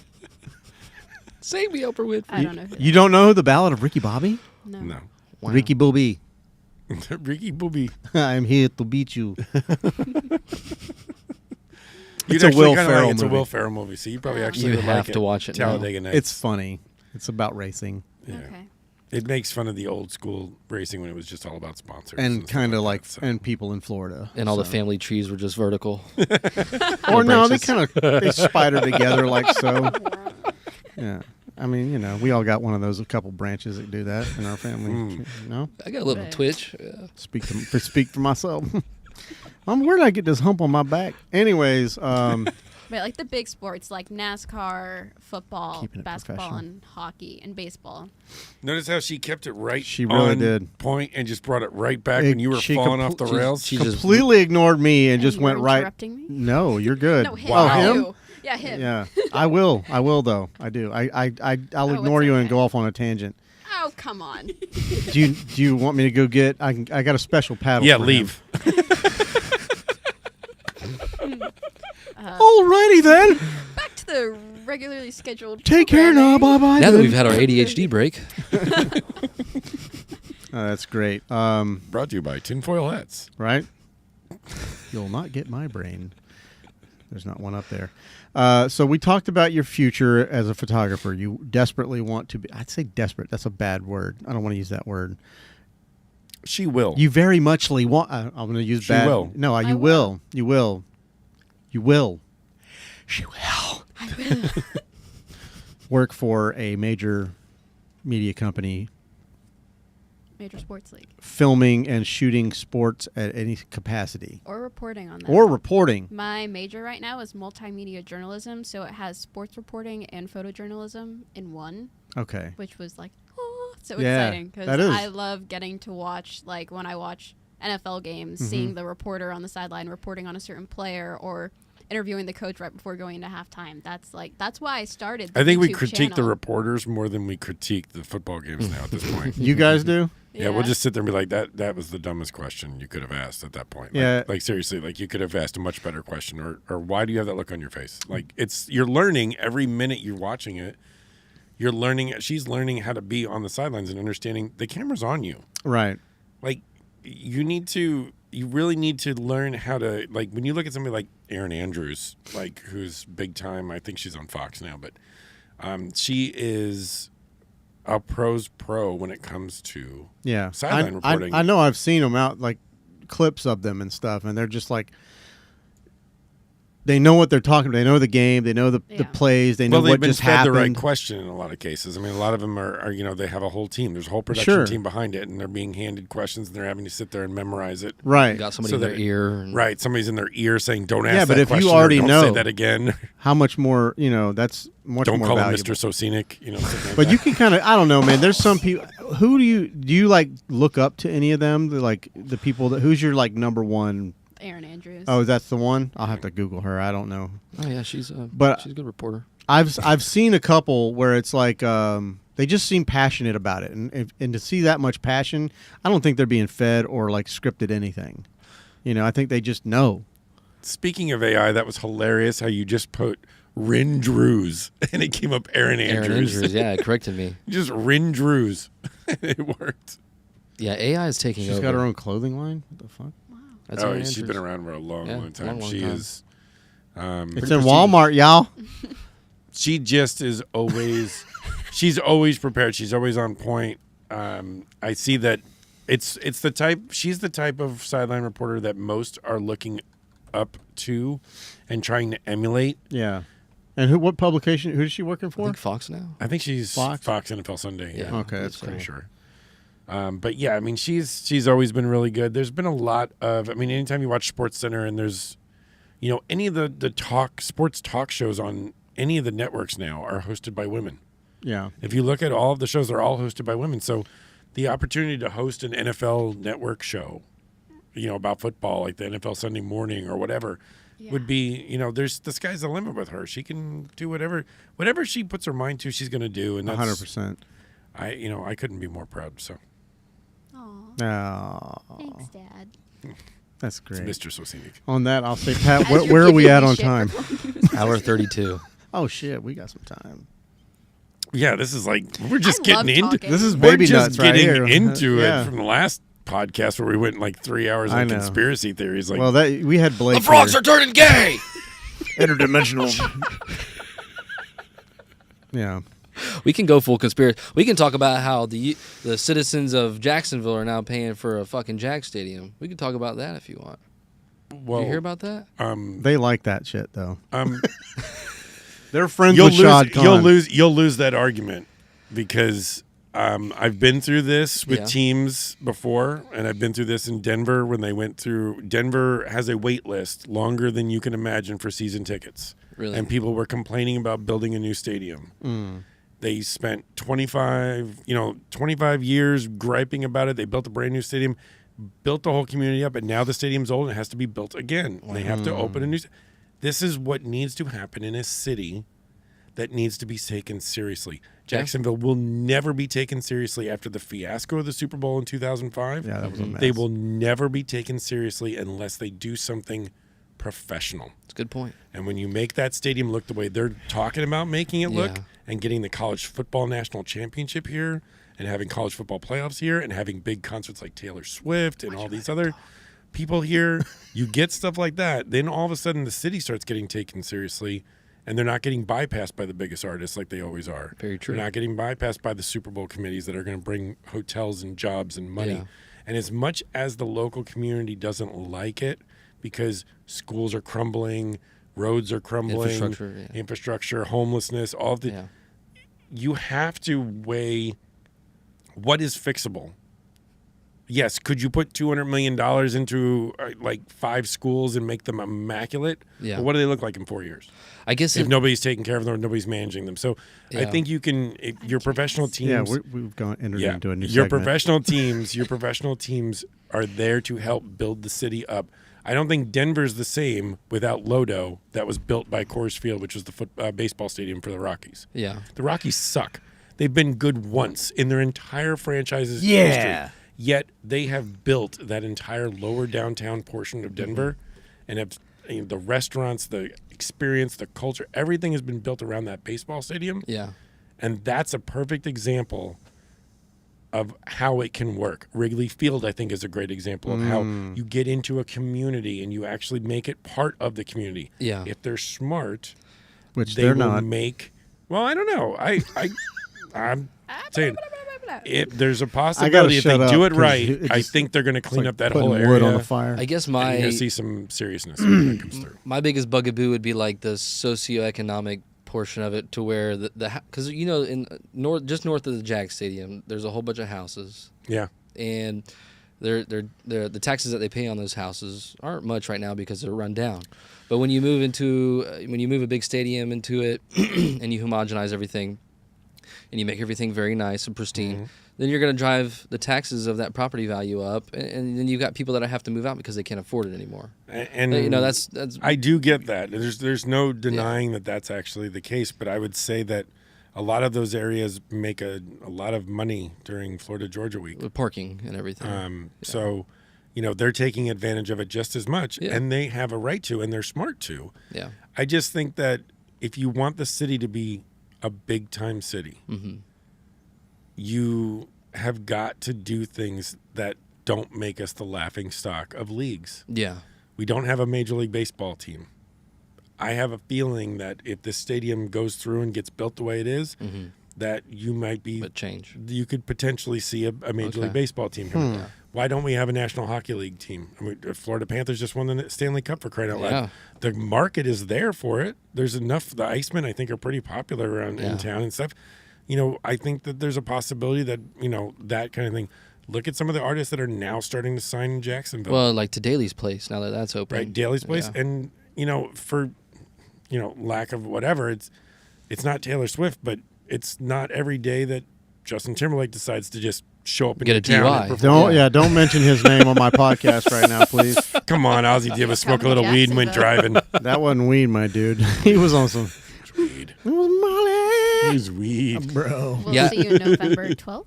Yes, November 12th. Is he coming here? 5-star. So it's very rare that you have big artists now, and in that stadium, you're going to have the biggest country artists come and selling that whole place out, not just half like they do all the time where they just have half the stadium filled or whatever. You're going to have that whole thing filled out. That thing's going to look like the Jeff Staples Foxworthy. No. Oh, man. Where's the rim shot? We'll finally have a place that will house Carrot Top. Okay, Larry the Cable Guy. Get her done. Yeah, well, I guess JIA is... He only does stadiums, that dude. Yeah. I think you're gonna have, as long as they don't do good the LARP and bad with thing. all of it. I think the LARP thing's fine. There's nothing wrong with it. Says Jax. Come on. Get out. Come on. Well, they're trying Welcome to do... to LARPville. Yeah, what they're trying to do is like the Chicago has like that the coffee bean or whatever. And I'm like, dude, you just literally picked a font and just decided to make it a mirror. You shit all over it. I mean, like if you're gonna do anything, take that old dinosaur that used to be at the putt-putt golf and put that motherfucker out there. That ain't no joke. I thought they did a good job with the fountain. I thought they did a good job with the fountain. Yeah, it no, took it them long great. enough to open it, but I think they did a decent job. I always felt weird about that. Have you been down there? I haven't been since they changed it for the Bellagio. Oh, sorry. Yeah, this is her show. Remember? That's right. Her name's on the podcast. Thank you. Sorry. I'm kidding, dude. Sorry. I love you, man. Sorry. You're great. Big old kiss. Kiss. Deflect. I have been down there. Yeah. I think. Have you done any shooting down there? No. I gotta stop. I gotta stop saying that. I get in trouble for saying shooting. Okay, it's a habit though. Have you been photographing? Have you been photographing? One of the funny things one of my previous roommates said is, "Oh, you do all that photographing." I'm like, photographing. I'm like, where is she from? England? Oh, you do all of that photography. I say, Mildred. I was like, that's an interesting way to say it. Photographing. Photographing. You do all your photographing stuff. I'm like, I kind of like it. Bless her I heart. might have to use that. It should be on a T-shirt. I think we'll. Don't bother me. I'm photographing. I mean, I was like, photographing. speaking of T-shirts, like, have y'all thought about like A brand. like you have your brands? Like, have you thought about putting it on a T-shirt? We have T-shirts, but I didn't. I did them early on when I was building the brand. too early on. Do you think no one want any, or like I not don't yet? know. Maybe I not don't- yet. Or I would like. I'm actually. It'd be cool to do hats. I just got the like a. And I don't mean to do like a plug or whatever, but the what is it? Altered Ego running Plug it. hats? yeah, plug it I up. think I just got a Yeah, new Ultra hat. Ego running. Really nice hat that was given to me, and Mm-hmm. they do custom work, and so I might actually reach out to them to see if maybe we get a couple with like just a little Soscenic logo on them. Yeah. You know, I don't really. I'm so focused on Just doing the work. multiple income streams that's the one income stream I haven't kind of tapped into because there's no money in it So from a what? volume perspective. What I do is I'll just buy like a allotment of shirts. Like Mhm. maybe once these are gone, I'll buy another allotment. And I just spend like it's like $250. I get like 15 shirts. Last time I got a couple hats, and I was just like, because I just wanted to test it, you know. And I use these almost like business cards. You know, I mean, I can't afford to give them to everybody, but Right. when the guest comes in, especially somebody I don't know, except for Big E, that dude was like 8 feet tall. I mean, he's like, I said, what size do you wear? He goes, like a triple XL. I'm like, yeah, that'll fit your left titty. Maybe your wife will want one. I don't know. I've only got larges and mediums, dude. But you know, so next time when I do another run, I'll have to get some more sizes. But yeah, I just give them to people, and if I'm lucky, they won't just throw it in the trash when they get home. Maybe they'll wear it around. I've been wearing my hat to work, and they're like, "Podcast, great. Is that whose podcast? What podcast is that?" I'm like, "That's my podcast." You know, And it works. and people are like, and they go in and just automatically subscribe to the YouTube and go and listen to the audio, and I'm like. You know, so I'll take anything as far. I will whore myself out for any subscribers. Yeah, for sure. Well, I will rock something around FAU if you would Yeesh. like me to. Take your pick. For So, sure.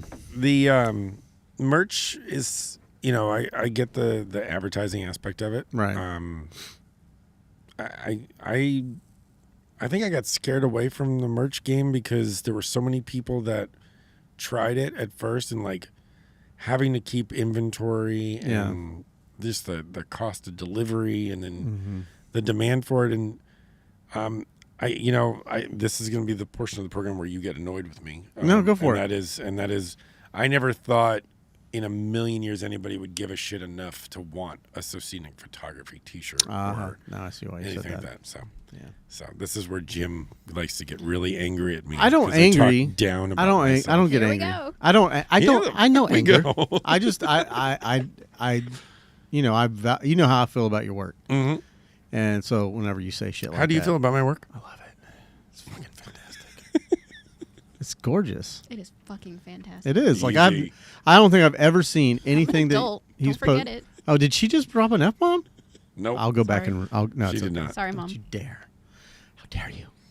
Adult people. The internet is forever. Yeah, YouTube I just got like 2 strikes against me. A minor just said "fuck" on the internet. I'm not a minor. I know you're not a minor. I'm like, hold on. Whoa, I'm whoa, an whoa! adult Pump here. the brakes, Where are the fella. I'm like, wait a second. What the kids are here? I don't see any kids around. Oh, you got me wheezing. Oh my. We had we just got back from I had swim week for a week. Yep. And then I got back, and literally 4 days later, we flew to LA. Did you take her with? Yep. You went to swim so, week. Good. So no, she didn't go to swim week. Oh, She that's hasn't gone what- to swim week yet. That's what I was asking. Let me finish the question before you say yep. So we well, you interrupted me, bastard. I did. So we went to LA and LA and Vegas and Denver, and we were just we spent like 2.5 weeks basically just traveling nonstop, just kind of rekindling like our whole life and everything that we've been doing, because I hit 30 years with my corporate career, so they gave me a nice sabbatical to take some time off. So because they don't want you to retire. yeah, pretty much. The Soscenic family vacay. So we went on the Nice. Soscenic family It's a little vacay, and it was fun, but it was National exciting Lampoon-y. at the same time. But we had one interesting moment that we're on the highway, and there's this pink Dodge Charger that's following us for like a while. That this one over here failed to mention. It's kind of weird that car's following us for as long as they are. I didn't say it was following us. I noticed it once. I'm like, What's happening here? there's like a magenta pink Dodge Charger. I'm like, Should we be concerned with this? And then all of a sudden the lights fly on. It was an undercover cop. Ah. And I was going a little fast. We were in the middle of the desert. It was like 80 miles an hour is the speed limit, so I was doing like 90. He was running your plates. And so he's following us for a while, like And for a pink like Dodge? 5 miles. Yeah, they like do it that. wasn't like just like anything. So I didn't think it was anything of it because he was following for so long. Yeah, he you were was like, just well, cruising some. along. That's why I didn't say anything, because he was just cruising along. I'm like, Right. well, you know, people in their Chargers just So- cruising along. Well, whenever you're like traveling a long, far distance, I always have. I don't know who they are, but I'll find me a driving buddy. And, Yep. and we go, and I will drive, and I'll ride with them all the way to where I'm leaving Yep. to the exit. Yep. And that's, and so we were just having a conversation about there was a forest fire that was off in the distance, and we're talking about that and everything else, and he lights up the lights and pulls me over, and he says, "Do you know the reason why I'm pulling you over?" And I You're said, an asshole. I said, well, because Because I I'm so wasn't scenic, and you want my autograph. I said I wasn't paying attention. I know I was speeding because when I looked down, I knew I was going too fast, and basically that was about it. And he said, "Well, we got a call from someone else. Some other driver called me in as being a reckless driver and potentially having a minor in the back seat and driving it was having children. recklessly. There was children in the back seat, and I was driving recklessly." And I'm like, I looked at him, I go, well, 1, no children in the car, and 2, highly unlikely since we're a family traveling around the country, Right. just driving to get to, we were at that point where we were trying We to were get going to, through Utah. we were trying to get to Denver. So Okay. we're just traveling. But I was like, I've never had that happen to me in any state ever. In Utah, So they another happened to- driver called. Another driver calls and says that there were children at risk by my reckless driving. I'm like, No, Karen. It was in Utah? yeah, Yeah, The they fucking did- Mormons. easy now. Hey, they're some of the nicest people ever. They would be concerned about minors. Well, and it wasn't Sister even wives. like, it was like a Mitsubishi, or whatever the car name is. Say that again? Mitsubishi. Yeah, that's What was perfect. it? You got it. Nailed it the first time. Photography? It was. Like they didn't say the specific car brand. That's of what an you get for SUV. making fun of photographing. They just said it was just a silver SUV. I'm like, do you know how many silver SUVs there are on a highway Yeah. that go through in a day? I'm Especially like, in a desert. Yeah, I was. He's like, so he comes back and gives me. He goes, "Well, I have to give you a ticket because they called 911 on you." He goes, "But I never observed you doing any of those things, and I followed you for quite a while." Yeah. You probably cut somebody off or just. No, we maybe- got ran off the road.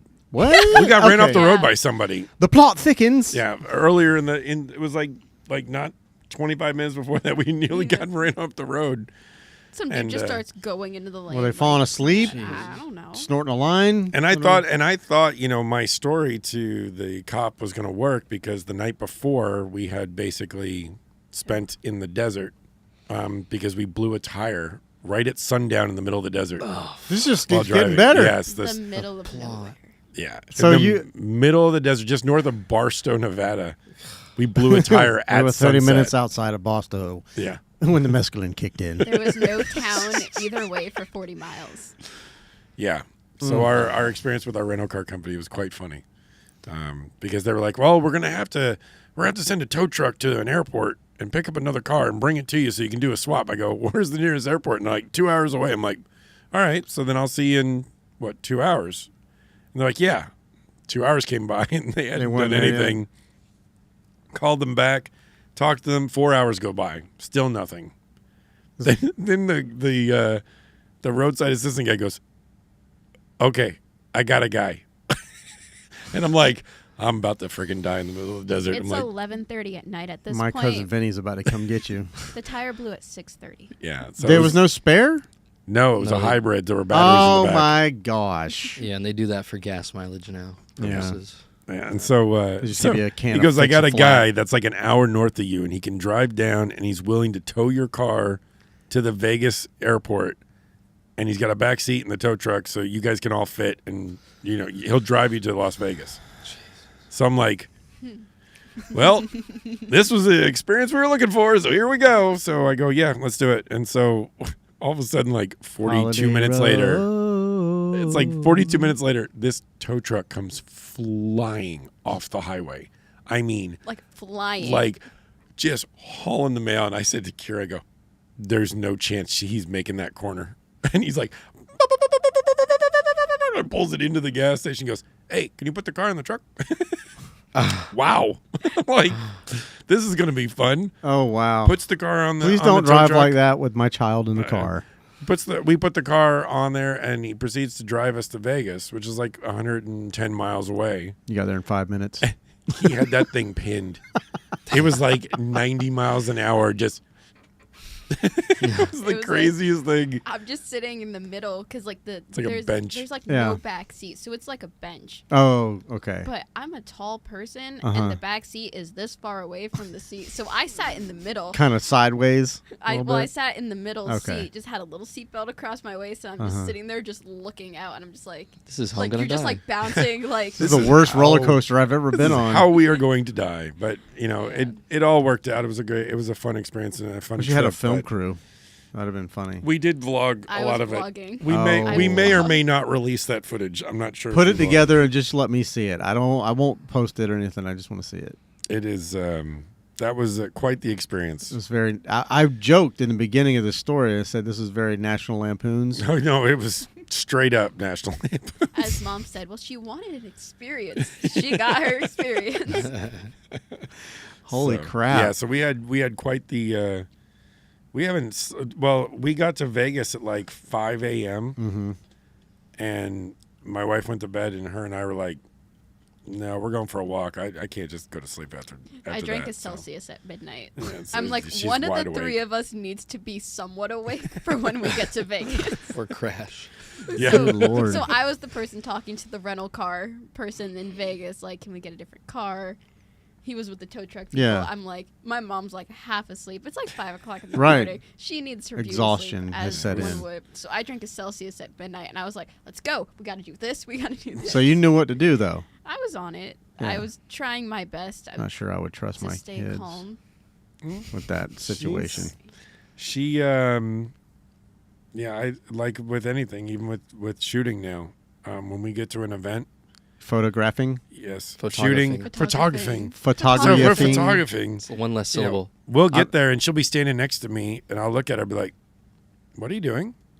She's like, "I'm going," and she'll go. Just like, don't stand there and hover next to me. You got work to do. second guess me. can go and shoot Worry about and you're your fine. own settings, fucker. You worry about yourself. I will credit her though when she figured out the 3200 ISO thing.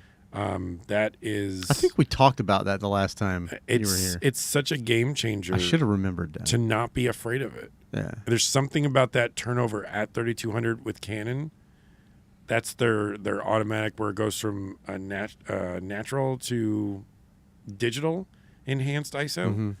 And right at that cut point, it's amazing. I think it's 800 ISO is a good one, Okay. and 3200 ISO are the others.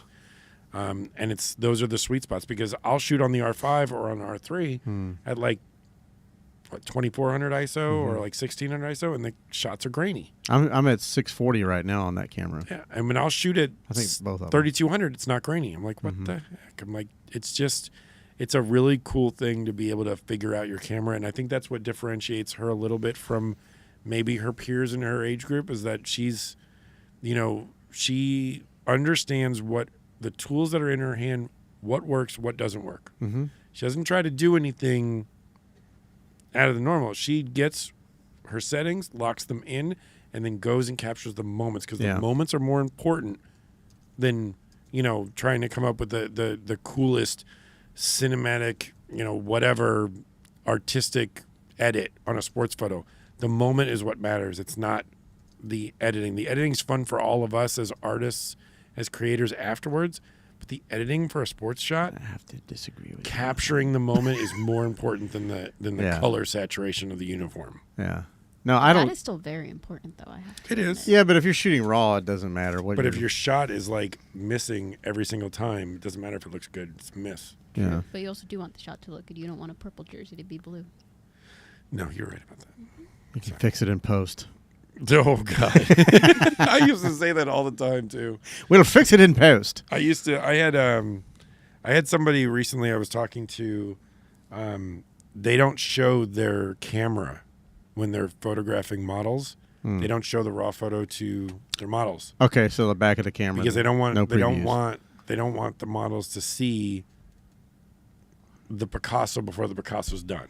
Well, it's also kind of bullshit because you're looking at it on a 3-inch freaking screen. Like really? Yeah, but I mean, Everything looks great when it's compressed that tiny. Like, oh, that's so fire. yeah. And then you get it up on your your freaking You're like, monitor, wait, and that's you're like, blurry. oh fuck. I did a lot of that.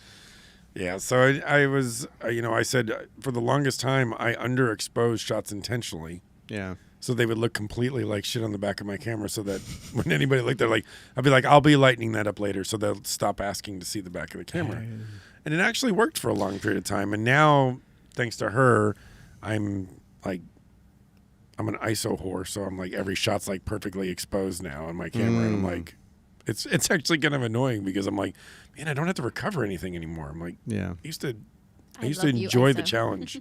Yeah, don't fear it. No, it's good. I don't know. I sometimes think like when working with models, especially like a newer model or like if you're doing like I did some headshots the other day and they were very unsure of themselves. So I took a couple, I posed them, did a couple Yep. pictures, and then I show them the back of the camera and they're like, "Oh, I look great." And I'm like, "See?" And so then they just kind of loosened right up and got into the. Now, if you're talking about like seasoned models, yeah, And They don't even need with to see seasoned models though, I think you can really kind of showcase your concept or your idea early on in the shoot. Like, this is what my vision is. I took a couple shots. I'll show them to them so they can see what's working and what isn't working in terms of their pose, their body language, right. The color and stuff like that. But then after that, I'll remember every probably 10 or 15 minutes to show them like a preview real quick of Sure. like some of the stuff we've shot, but I don't like doing it like every single shot. I had a couple of models a long time ago that were like, it was literally, I pressed the button and I want to see it. Oh, I want to see it. I'm like, We're not doing that between No. every frame, no. dude. We have time. We have a time set to get this shot done, and we're going to do that. And then Right. you can see them afterwards. Yeah, I just- you only got me for so long. Yeah. So you don't have to worry about that if you're shooting sports because they just go out and do the work, and you do your work, and you don't have to worry about it. Sometimes The they'll be only like, thing- "Yo, let me get it. You get anything good?" I went to a car show one time, and I think I was the only person out there. I think it was my 60D, I think, or whatever the fuck that is. Yeah, and I had that, and it's not that fast, but there was people, they were doing a burnout thing, It's like six frames it's per like 6 second. half frames. Yeah, a second. maybe. But every one of them would come up and be like, "Yo, did you get anything good, man?" And I'd show them, like, I don't know if anything. I'll let you know when I get to the house, but Yeah. you can look at it, But yeah, that's a tough situation. Cars, anything moving is not easy unless you have the right settings. Fast shutter speeds. Yeah. And again, knowing, like you said, knowing where to be, when to be there, when to press the shutter button, all those things in concert create a great sports photo, I imagine. Yeah. I still have my moments though. I'll be so mad Yeah? if I read something wrong just because I think it's gonna be something and I miss like a catch or something. Mm-hmm. Everyone has their moments. Like I'll still miss on things and I'll be like, oh, should have done this better. Because it's not like you can just ask them to do it again. Right. It's not like you Can can we be get a like, do-over? hey, can you go do that one-handed catch again? Yeah. But I think she is just as good of a concert photographer as she is a sports photographer, though. Yeah. I love concert photography. She does really, really good. It seems like that's tough. We just, on our trip, we were in Denver visiting family, and she grew up in a town called Parker, Colorado, and they had this festival called Parker Days back in the day when we just happened to pull into town, and we were driving around our old town, old stomping grounds, and Parker Days was as you just got photobombed by a gnat. I did. That was really Literally hit funny. me right in my eyeball. Bam. I know there's been one buzzing me. I'm like, I'm sorry, guys. okay. I didn't realize. And It's summer in Florida.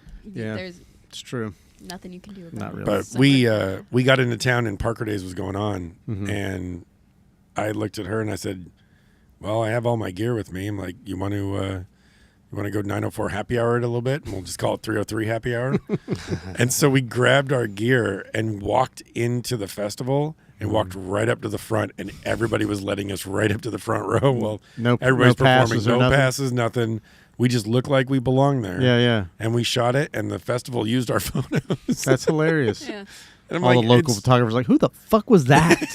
Yeah, we did a fun little story segment called it 303 Happy Hour. Oh, As that's a cool. Tribute to 904 Happy Hour. It was fun. Did they like your post? Yeah, we 904? just- yeah. 904? And we dipped in a little bit and just, we gave the artists, they were just cover bands and stuff like Sure. that they were performing, but we gave them the photos and everything too. Oh, just, that's cool. Just so that, because, nobody's probably given them anything, being a Yeah. cover band, there's probably not a whole lot to it, but there was an 80s rock cover band there. Mhm.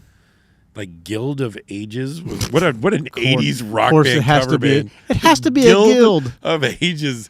But man, they were really good. I was like, this is a really good 80s cover band. I'm like, Yeah. this music, like they were playing like Iron Maiden. I'm like, Nice. you drop an Iron Maiden on the crowd? I'm like, okay. That's respect. I'm like, okay, you get Journey, then Iron Maiden. I'm like, wow, you guys are Were they dressed in period clothing? no, they just look like rock stars. I think they were like from 4 different bands and they just Okay. came together as kind of like a jam band. Yeah. But they were really good, and I'm like, shoot, they barely have any following. They have like 300 followers on their account. And I'm that's sad when you I'm like- see somebody that's like a really good fucking Yeah. artist or whatever, and then it's like, I'm sorry, what's happening with your Instagram? Like Yeah. I can't say much. I've had my Instagram for years, and I'm I've been stuck on like 19,000 followers for like the better part of a year and a half. oh, right that's now. it. That's it. I just finally hit 700. Good for you. It's gonna grow. It took Not a from this while. podcast. Unfortunately, it's not going to grow at all from this podcast. If anything, you might lose a follower. You or might. two. It's possible. I hope not. If you're watching, go follow at Little Soscenic, LITTLESOSCE. If your viewers don't know how to spell I'm little, not. I'm not spelling it. I'm sorry. I got so close and he cut me off. My little brain wouldn't let me. It just went. Poof. you just dropped little. Yeah, it's right on the screen. Show them on the screen, Day. It's on the It's already screen. on there. Okay, good. So no one's watching me fuck up. It's good. I love it. Always Good fuck job. up, never fuck down. That's good, Pat. You're on point. I Yeah, love no that. problem, He's got us. So what's coming up for you? Anything cool? Just hanging out at the house, doing your class, and chilling with pops. Kind of enjoying And moms. summer a Yeah. little bit. I'm going down in a couple of weeks. My boss isn't going to be there, and our videographer isn't going to be there, so they need someone to take point on volleyball media day. So I'm going to go. SPF 90. Yeah. It's inside. It's not beach. Oh, dope. Yeah. Okay. I'll look forward to beach volleyball day. Beach volleyball is fun, but I'm going to be doing the indoor GIFs. So when they're like, get loud, like go owls kind of thing. Okay. I You get said to- GIF. You mean a GIF? What are you talking about? I think it is GIF, but it could be GIF. I don't know. Like you're making the little short clips? Is that what you're saying? Yeah. Okay. But This is a thing. Some people call it GIFs. Some people call it GIFs. Some people still call it emotocons. Emoticons. Okay, I'm shooting the videos that go up on the billboard during I'm just getting games. silly now. I'm sorry. It's okay. But I He's over here absolutely like losing it. I know. We crack each other up. That's is how it it works. Decepticons? Emotocons. So what? It's a GIF? Yeah. It's GIF. It's a Okay. graphics interface something. So I will be filming those Yeah. for FAU volleyball Yes. Dope. for their upcoming season. That's awesome. We They got need a- somebody to fill in. So I'm We got like, a wedding I'm coming up available. too. We have a wedding coming up. So you guys New do York. weddings. Yeah, they did a reception and they fucking kicked ass at They it. really Oh, did. that's They right. fucking did. That's right. You know, I just looked at those photos the other day and I'm like still blown away. There's like thousands of them. I think that are all great. one of my favorite ones you said that she actually shot. Yeah, I'm pretty sure. I'm pretty sure that that's the case because that Yeah. usually is the. Why do you think I bring her along? I know, right? So you get at least a few good ones. And she's like, hey, not doing your job for you. I'm out of here. It like definitely shows though when you have all the fucking flashes at each angle of the room, and then you take the picture and it's like there's no shadow on the subject. It was they're all amazing. Yep. Y'all did Yeah, great he's a job, fart seriously. smeller. I was happy to do the job. I was nervous as all get out because I didn't want to mess up y'all's Y'all did big great. day, and Yeah. I know that we don't do weddings very often. Yeah. I do got to give you credit though, because that was the day of my senior prom. So Oh, I wow. actually left early. Yeah, I Okay. remember. I left early. Yeah, so you I'm did. surprised you came at all. For real. I'm dedicated to my work, and If that doesn't tell people in right building there, this business. she's not out stalking football players. Okay. Bush. She's going to gigs right before prom, bro. Yeah, I Yeah. actually showed up to prom late, but I was not mad about it. I was happy. Yeah. I was more than happy to be able to capture that moment Yeah. and that day for you. Yeah, y'all Yeah. did great. Seriously. That was awesome. Amazing. It was really cool. What else do we have? Huh? What else we got coming up? We got wedding. We got. We have a couple of events covering for our friend Eli. Eli, get well soon. He crashed his motorcycle. I think, Oh, the other shit. day, so, Shit. He's Yes, local? Get well Yeah. soon. yeah. But I Yeah. think he's heading out to. He does a lot of mission work. So he's heading out to Africa and Whoa. Mexico, I believe, in a couple of weeks. So hopefully, it looked like he was just kind of scratched up in his arms and stuff. So Oh, thank God. so That's my biggest fear. yeah. So I don't know what happened. I didn't get the details, but yeah, it was. I hope. We're covering some events for him. We're doing. We're gearing up for a lot of 904 happy hour stuff in the fall because obviously football season and festival season kind of go hand in hand with like Oktoberfest and And I'm tacos gearing and up for the tequila. fall. You're gearing up for the fall. I'm actually taking over some of her high school stuff that Are she's you been okay doing. with that? He did a good job. I was a little nervous for it at first because I was like, well, I want to come back and like I want to shoot for my clients, obviously, because like I want to. Like I was. Yeah. We love our photog- Bartram baseball I clients. love Bartram baseball. They're always great. Yeah. I like going out to their games. They're always fun. They're always interactive, but they're also focused on their game, and it's how we get the great shots. Of course. And It's like it's the always best candidates. Yeah, it's always fun getting to like come back for them, but obviously I can't offer to them a full season because I have FAU baseball going on at the same time. Yeah. I have softball. I have all of our spring sports. Basketball season's just ending. And Beach not to mention volleyball. when you get back into full term school and Yeah. everything, so you My really 17 can't. Yeah. credit hours. Yeah, got schoolwork, papers due, all that. And it's a kind of 4-hour stuff. drive, so it's not the easiest thing to do just Yeah. on a whim. So It's just I-95 South straight for 3 hours and 45 minutes. Ew. but I have a very I've taken long over. playlist. It's how I survive. I the guess drive. you'd have to be in Celsius, I love right? driving though. Yeah. I'm going love to keep it. the fire warm for her. I'll run it for a little while. The Soscenic Sports page is our kind of like it's kind of our new baby that we're trying to build up and allow for sports teams and players and from a marketing standpoint, from a recruiting standpoint to be Y'all able both to- have access to that page? Yeah. Okay. Yeah, so we'll be running that and trying to do more of that. I'm hoping to maybe land a little bit of Bartram Trail High School football. I'm going to throw that out there. Obviously if they want me out there, I'll be out there. Yeah. I have some friends that photograph those games and stuff like that, and I have a 300 millimeter 2.8 lens, which is nice. Can and I please borrow for a game in the fall? no, What if I get you credentialed? maybe. Fine. That sounds like a good trade to me, bud. We're wheeling and dealing right now. I know, right? Always. If you get on the field with the Jaguars, you'll be using it. So Okay. That's a goal, man. It is a goal. It's a big goal. He just I gave you something to won. reach for right there. I've been reaching for it for Yeah. a while, but this year, by the end of the season, my goal is to get out on that field, and it's a big accomplishment You that I can do want to it. get. You will do it. Like you said, not can. I'm thinking too small. You will. Thank you. You're gonna do it. where was the bumps? Well, I don't. He always thinks too small. It's not a joke. I'm not a smart man. No, I've never really. I wanted to go out and shoot some sports, but like I just don't. it's one of those things I'm just not passionate about, so I'm not going to push the issue. You really got to have a passion for it. Right. I will admit. Jim, what are you passionate about?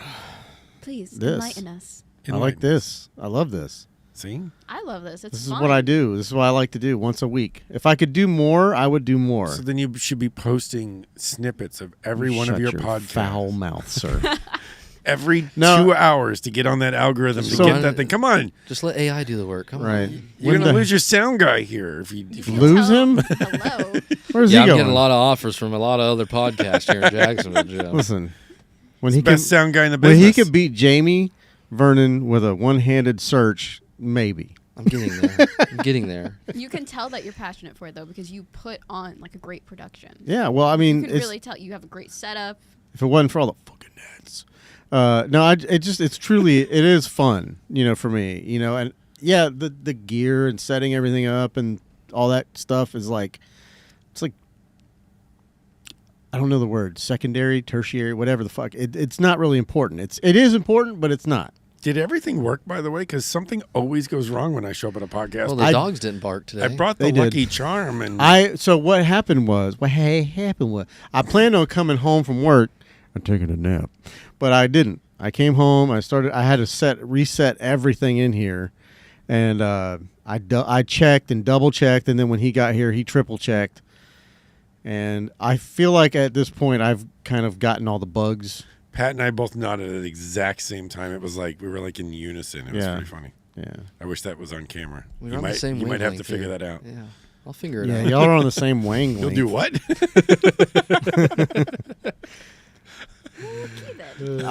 See, this is, I don't know. The last time he was on, I was apologizing to you and your mother for our foul behavior, and they were saying it was awkward. And I was Welcome just to like, Graybeard After Dark. yeah, there we go. There is always a point. I think Mom and I are like, all right, we'll let Dad do his thing. They're like, we're logging off now. Yep, logging off. We no longer are supporting the program. When he starts giggling and cackling too much, you're Yeah. like, yeah. Oh, it's entertaining though. Like, Yeah. it's so cool to. How often do you get to actually- see him like that? Not. I mean, I live with him, so I mean, there's always jokes cracking. Yeah. There's always movie quotes. He seems like a pretty fun dude. He is. Yeah. I couldn't have asked for a better dad. It's been good growing up with Mr. Soscenic. It's been great. I love Mr. Soscenic. She's the wouldn't have reason wanted to grow I up with am anyone Mr. else. Soscenic. That's true. I am. She's the one who told me to get a hobby. Oh yeah. I was working too much. Thought it was your wife because she was like, "Get the fuck out." No, no. Was it?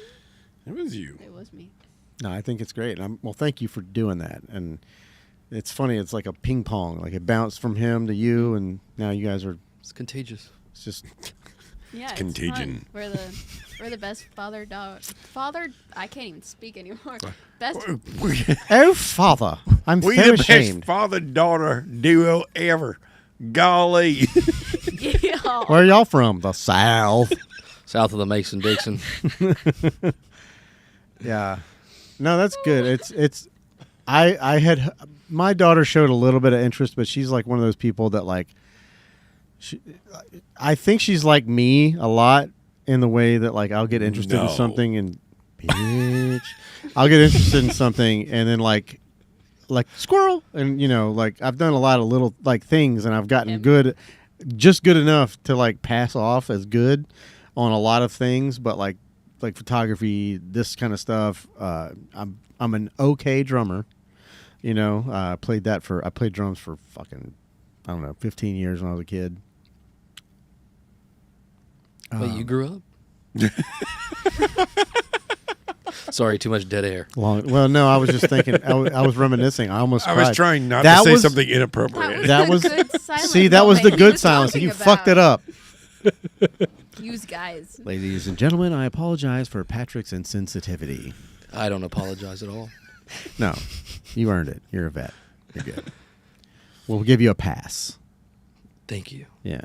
That was awkwardly silent before you said thank you there. That was a pause. Okay, that's what we call in the business a dramatic pause. Dramatic pause. Pause. Yeah.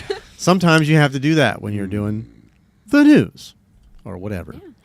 So I think I would like to see a vlog between you guys. Just Oh, get ready for it. My Yeah. new TikTok that I started. The goal for it is to be come spend a day in the life as a college content creator, balancing schoolwork and the job all at Dope. once. I want to do come spend or game day in the life as a creative content. Mm-hmm. So you're just going to use TikTok for that. You won't post it on. You won't go. Oh no, it'll go all over the place. I will probably toss it up on some reels on Little Soscenic, but I like my reels have a specific design to them that I do. You want to stick in that realm. I like sticking with because it's worked. I mean, I've had some that haven't hit as well, but my reels tend to get decent views, Right. And so I like sticking with what I've got there. Well, I mean, if it ain't broke, don't fix it. And you know what? It's going viral on TikTok right now. Is all Really? the vlogs, the personal things, like, Yeah. oh, come with me to do this, come with me to do that. Oh yeah. So I kind of want to see if I can kind of have Little Soscenic blow up there to where it'll transfer to my Instagram. It's always funny when the influencers go, "Welcome to a day in the life of whatever," and then it shows them getting out of bed. I'm like, bro, you've already been out of your bed because you set that camera up, Yeah, and then there's you went camera set up. There's 3 lights. Right, There's no shadows. and then you gotta get back in bed and act like you just woke up. Yeah, that's not the kind of you thing. got a full face of makeup on. Right. Why are you videoing yourself showering? That's the weird. Oh, I the washing of the hair. Yeah, I get it because I've done it a little bit here and Really? there. You videoed yourself in the shower. So this is where we plug the OnlyFans. That's a different kind of show. Anyways, no, I've just like you The make. Only Beard podcast. Oh Jesus! Oh. Simmer down, little lady. Wow. Simmer down. I now. got his sense of humor. You if did. You cannot tell. Apparently, yeah. Sorry. No, it's fine. It's fine. I love it. It was good. It was a comedic moment. It was, and I laughed, and then I said, "Simmer down." That's a lot of dead air. No, Wow. The whole filming yourself going through the house and this and that. Like there's stupid shit like that on my YouTube channel. I just happen to have a peanut gallery watching, so Peanut gallery. the peanut You gallery's can watching. say the Oh, wife. yeah. As soon as I said something, it popped up. Who's on the my peanut watch, gallery? The text from mom saying language. Oh, mom. I looked down. I'm like, ooh, yeah. Keep it PG. Captain America, mom. I love it. Language. Language. Remember that? Yep. Okay, just making sure you have seen Avengers. Oh, yes. Yes. Big Marvel Okay. fan. Are we going to see Deadpool? Not we, like I don't as know. in all of us, but like Yeah, let's all go. We'll probably watch it. I don't know if we'll go see it in theaters, but Are you afraid of the COVID? What are we doing? Oh shit! I said the word. Oh, I she don't said have it the in the first time. 2 minutes. Oh yeah. I did say it in the You first did. 2 minutes. You did. We're gonna You get. did. Sorry. Here's a If little there was- CDC banner. Sorry. Fucking assholes. Sorry. It's all right. I'm sorry. It's okay. We did like a 45-minute spiel on it, and then my we got the gosh. CDC, for more misinformation yeah, tag. yeah. Oh my gosh. Our AI overlords are watching. Back to like the day in the life thing. Like that's not the kind of like day in the life I want Right. to do. I want to start it with getting my gear together. Okay. I'm in my uniform. My walk to the stadium. Once I'm in the stadium, what do? What is my pregame ritual? Like, do I get food? What do I do once I get there? Kind of thing. And then kind of just the behind the scenes of me, like me filming, like videos of me filming on the sidelines. I've gotten close with the other interns, and I'm excited to meet the new ones. I've been told we're expanding our team in the Okay. fall to have some more people on board, which I think will be a lot of fun. And you'll be teaching them. It depends on who comes along. I don't underestimate anybody. I don't judge a book by its cover. Sure. Anyone who comes in, they get the benefit of the doubt from me. I mean, I say that, thinking when is the I want to see the ad on Instagram where you're like Right. doing classes and courses and stuff like everybody else and doing that whole Ponzi scheme or whatever it is. I think that's something. Don't do that. that's- Just do your own thing. Yeah, and I think that's something to kind of keep in mind is that as you're a creator, you always have to realize that there could be somebody. There's somebody in 9th grade right now Mm-hmm. that knows more about their camera than she does. Oh yeah. And by the time they I've get met to some of them. college, they are going to be unstoppable Mm-hmm. because they have the advantages of faster technology, faster cameras, even better gear now. And then as it grows even further in, so, you always have to kind of keep, there's nothing wrong with being a mentor No. because even people even in my corporate career when I'm mentoring people, I've had most of the people I've mentored have gone on to have better careers than I had in my corporate life. And people are like, aren't you mad about that? That you Hell taught no, them? that's- I'm like, no, that's exactly what I was like trying getting a to trophy. do. I want you to be great. Yeah. Because I know that when I need you, you'll be there for me. Well, the thing because I treated you with respect, and I treated you, and I mentored you, and helped you get to where you were. I don't need any credit. I just need help when it comes time to when I need help, like right, need a job or whatever. Wash my car. Right. Yep. Hey, I just think take out about the like groceries. when you know, and like I think of like the opposite of what you said, because like there's probably someone who's interested and doesn't know maybe where to go to find help, and you know, in steps Keira Knightley. That's how I'm remembering how to say your first name. I keep wanting to say Keira.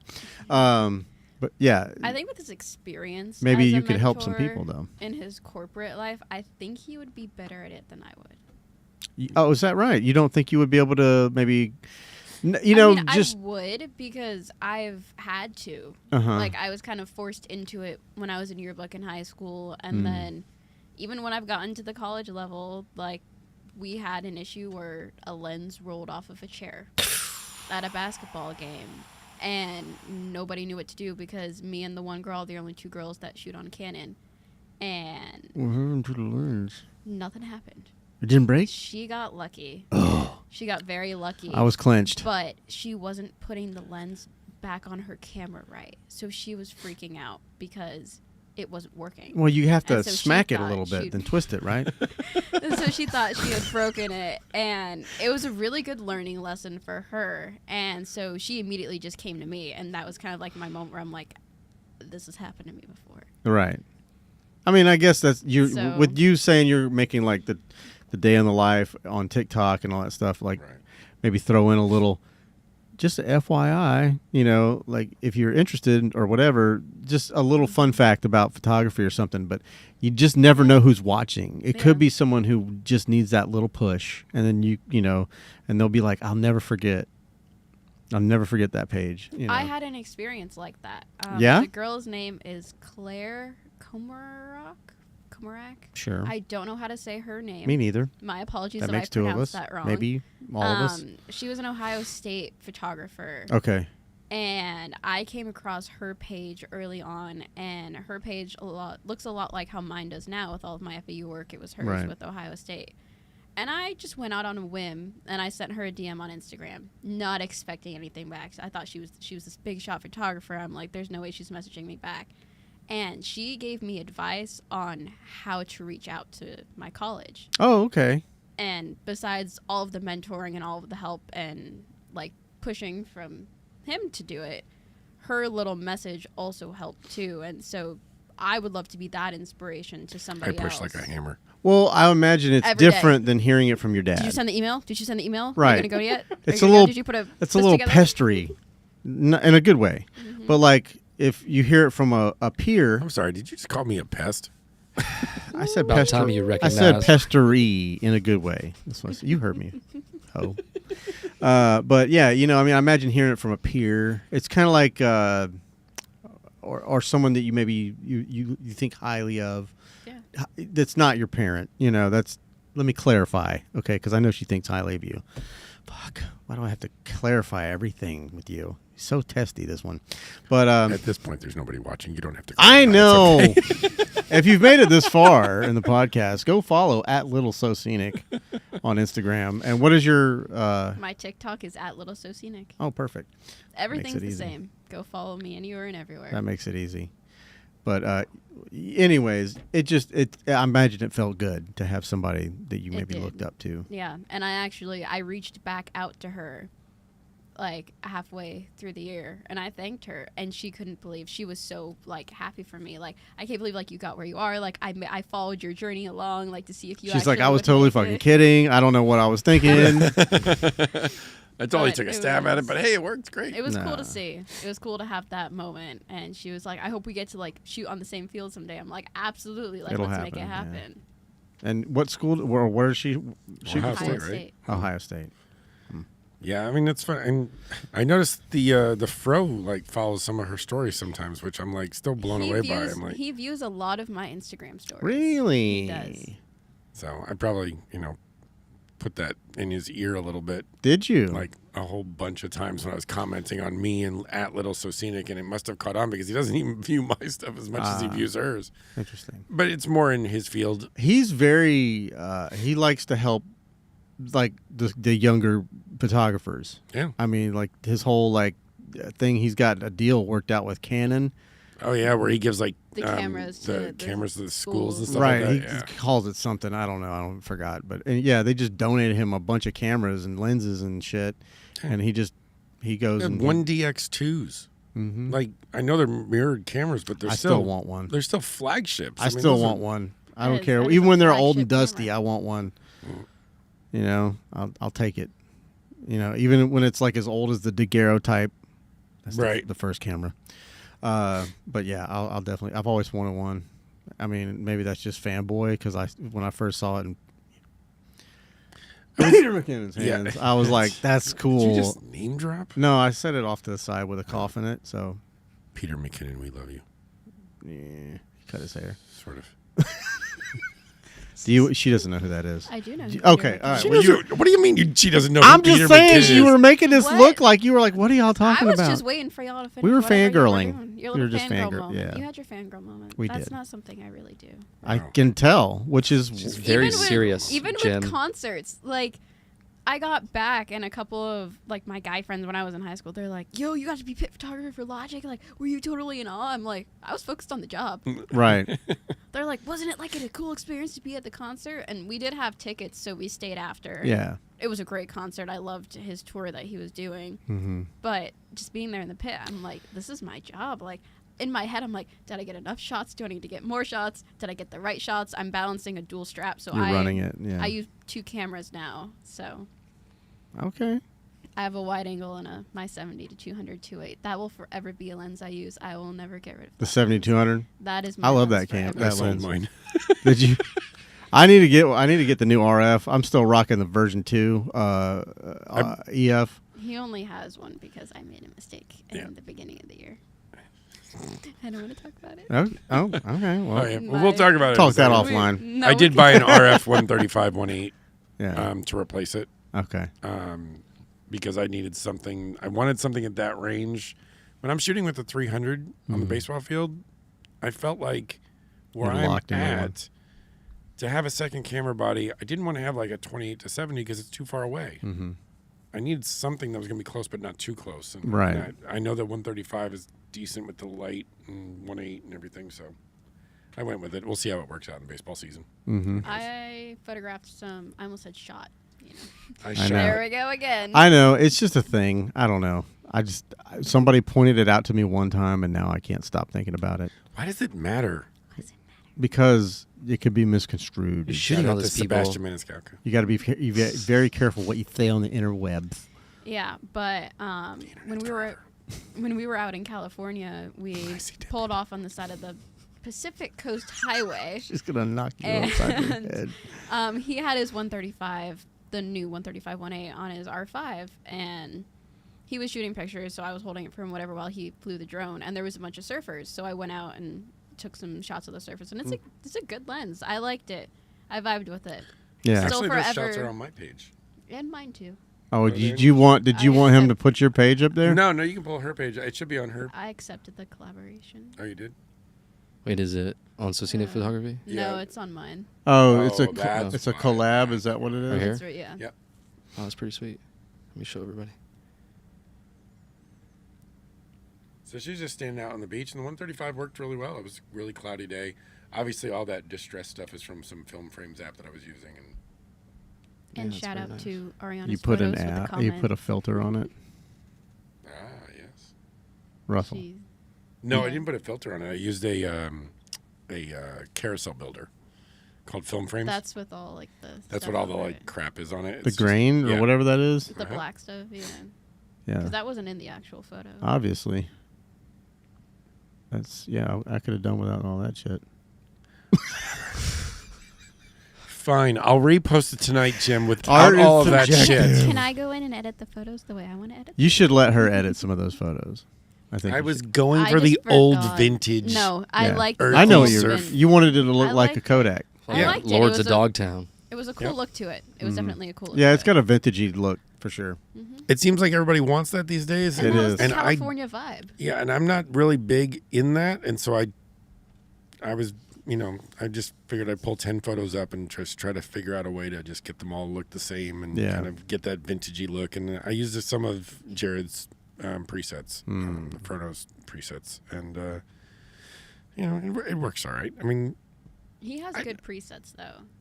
Yeah. Yeah. Oh yeah. Oh yeah. Well, they work Oh, yeah. real fucking hard on those presets. yeah, Like Yeah. Steven, his little sidekick, yeah. he works his tail off on The those AI things. stuff is pretty good. Yeah. The skin retouching ones I've are pretty good. I'm not gonna lie. I found the Lux lens has a few that are good. Yeah. If you're interested, they have some AI stuff. I might have purchased some.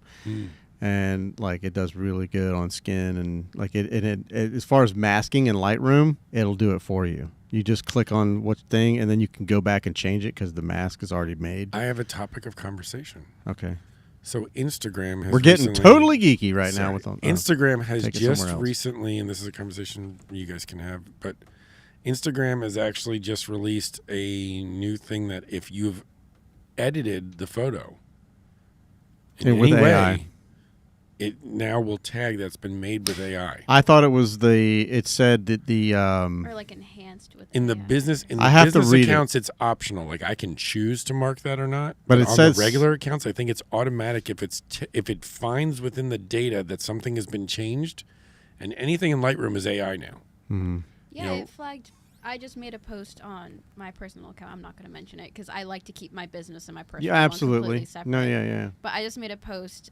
Shout out to my mom. She was my little Instagram girl on the trip. She would take little cell phone pictures of Aw. me in little spots. And I made a post from Vegas. And I edited it a little bit in Lightroom just to like brighten it a little bit because it was shot on a cell phone. And I'm like, well, I'm a photographer. Obviously, I'm going to brighten it a little bit. And like it gave me like the AI like thing that like popped up. And I'm like, it's just a cell phone picture. I'm like, I didn't have it doesn't say it like on my post, but I thought it was interesting that Instagram now has that. Yeah, I thought I read the thing that I read saying that like it was just like the description AI. I don't like them labeling something that if somebody goes in and edits a photo, Yeah, even if there's AI built into the editing software, I don't like it making it seem like it was a completely digitally created thing because there are AI images and AI accounts out there, which fine, but that's not the work that we're all doing. We're So they're actually lowering taking the standard. there's Yeah. there's some kind of repercussions if you don't label it though. If you don't label it AI, Yeah, I don't know what all that's about or why they're doing that. unless suppose we'll they're- find out, won't we? I suppose we will. When they But start guess so. shadow ban. I've been posting 3 times a day. You just haven't seen it because it's all I haven't been tagging it AI. oh, shit, I've been shadow banned for like 5 years. What are you talking about? Ever since I started posting Miami Swim Week stuff. I Ever got since he shadow came on banned. my podcast. Yeah, ever since I came on the Graybeard podcast, nobody looks at my shit anymore. Way back when it was Archetype Aperture. Let's have some coffee with Jim. Yeah, I skipped this week. Yeah, what's up with that? Sometimes I do it and sometimes I don't. I have to feel inspired. But I'm bumps. You missed. You're too busy What did I editing over miss? there. That was real stuff, Patrick. You knew what time it was. Oh, I know. You know what time It's it coming is. from the heart. Yeah, sometimes you just feel like it. I got to have a topic.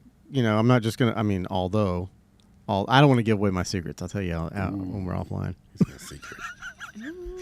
It's all AI. No. I don't ever do it. I just plug it into AI, it spits out a video, and I just I upload it. Welcome to the GBP After Dark. That's right. That's right. You still haven't called it. You haven't changed it to the GBP. Mm-mm. It's gonna happen. It would be the RGB. I want to call the real Graybeard podcast. So it's then the RGB. Oh man, come podcast. on. That's like art. Come on, that nerd alert shit right there. Yeah. I'm gonna, but I like it. Go I'm for gonna it. do some like different designs for T-shirts and stuff, Sure. and I'll probably do like, like our friend Jared has like he does like the Kodak and like the Back to the Future and stuff like that, and I'll probably do some shit like that. I like it. I like it. Make it look like Run DMC, but like the RGB. Okay, Stuff like that. I like it. Still, He'd probably wear that shirt. I'm quoting I'm taking the ownership of GBP when he switches to that because it's going to happen. Because at some point he's going to be like, I'm tired of saying the Graybeard podcast. I'm just going to start saying GBP. Yeah.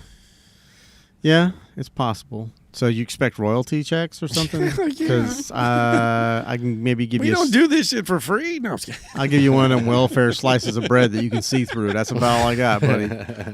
Just hit me up with a Popeye's biscuit on the way out. Hey. Yeah. Well, guys, I tell you what, man. I think I'm gonna call it a night.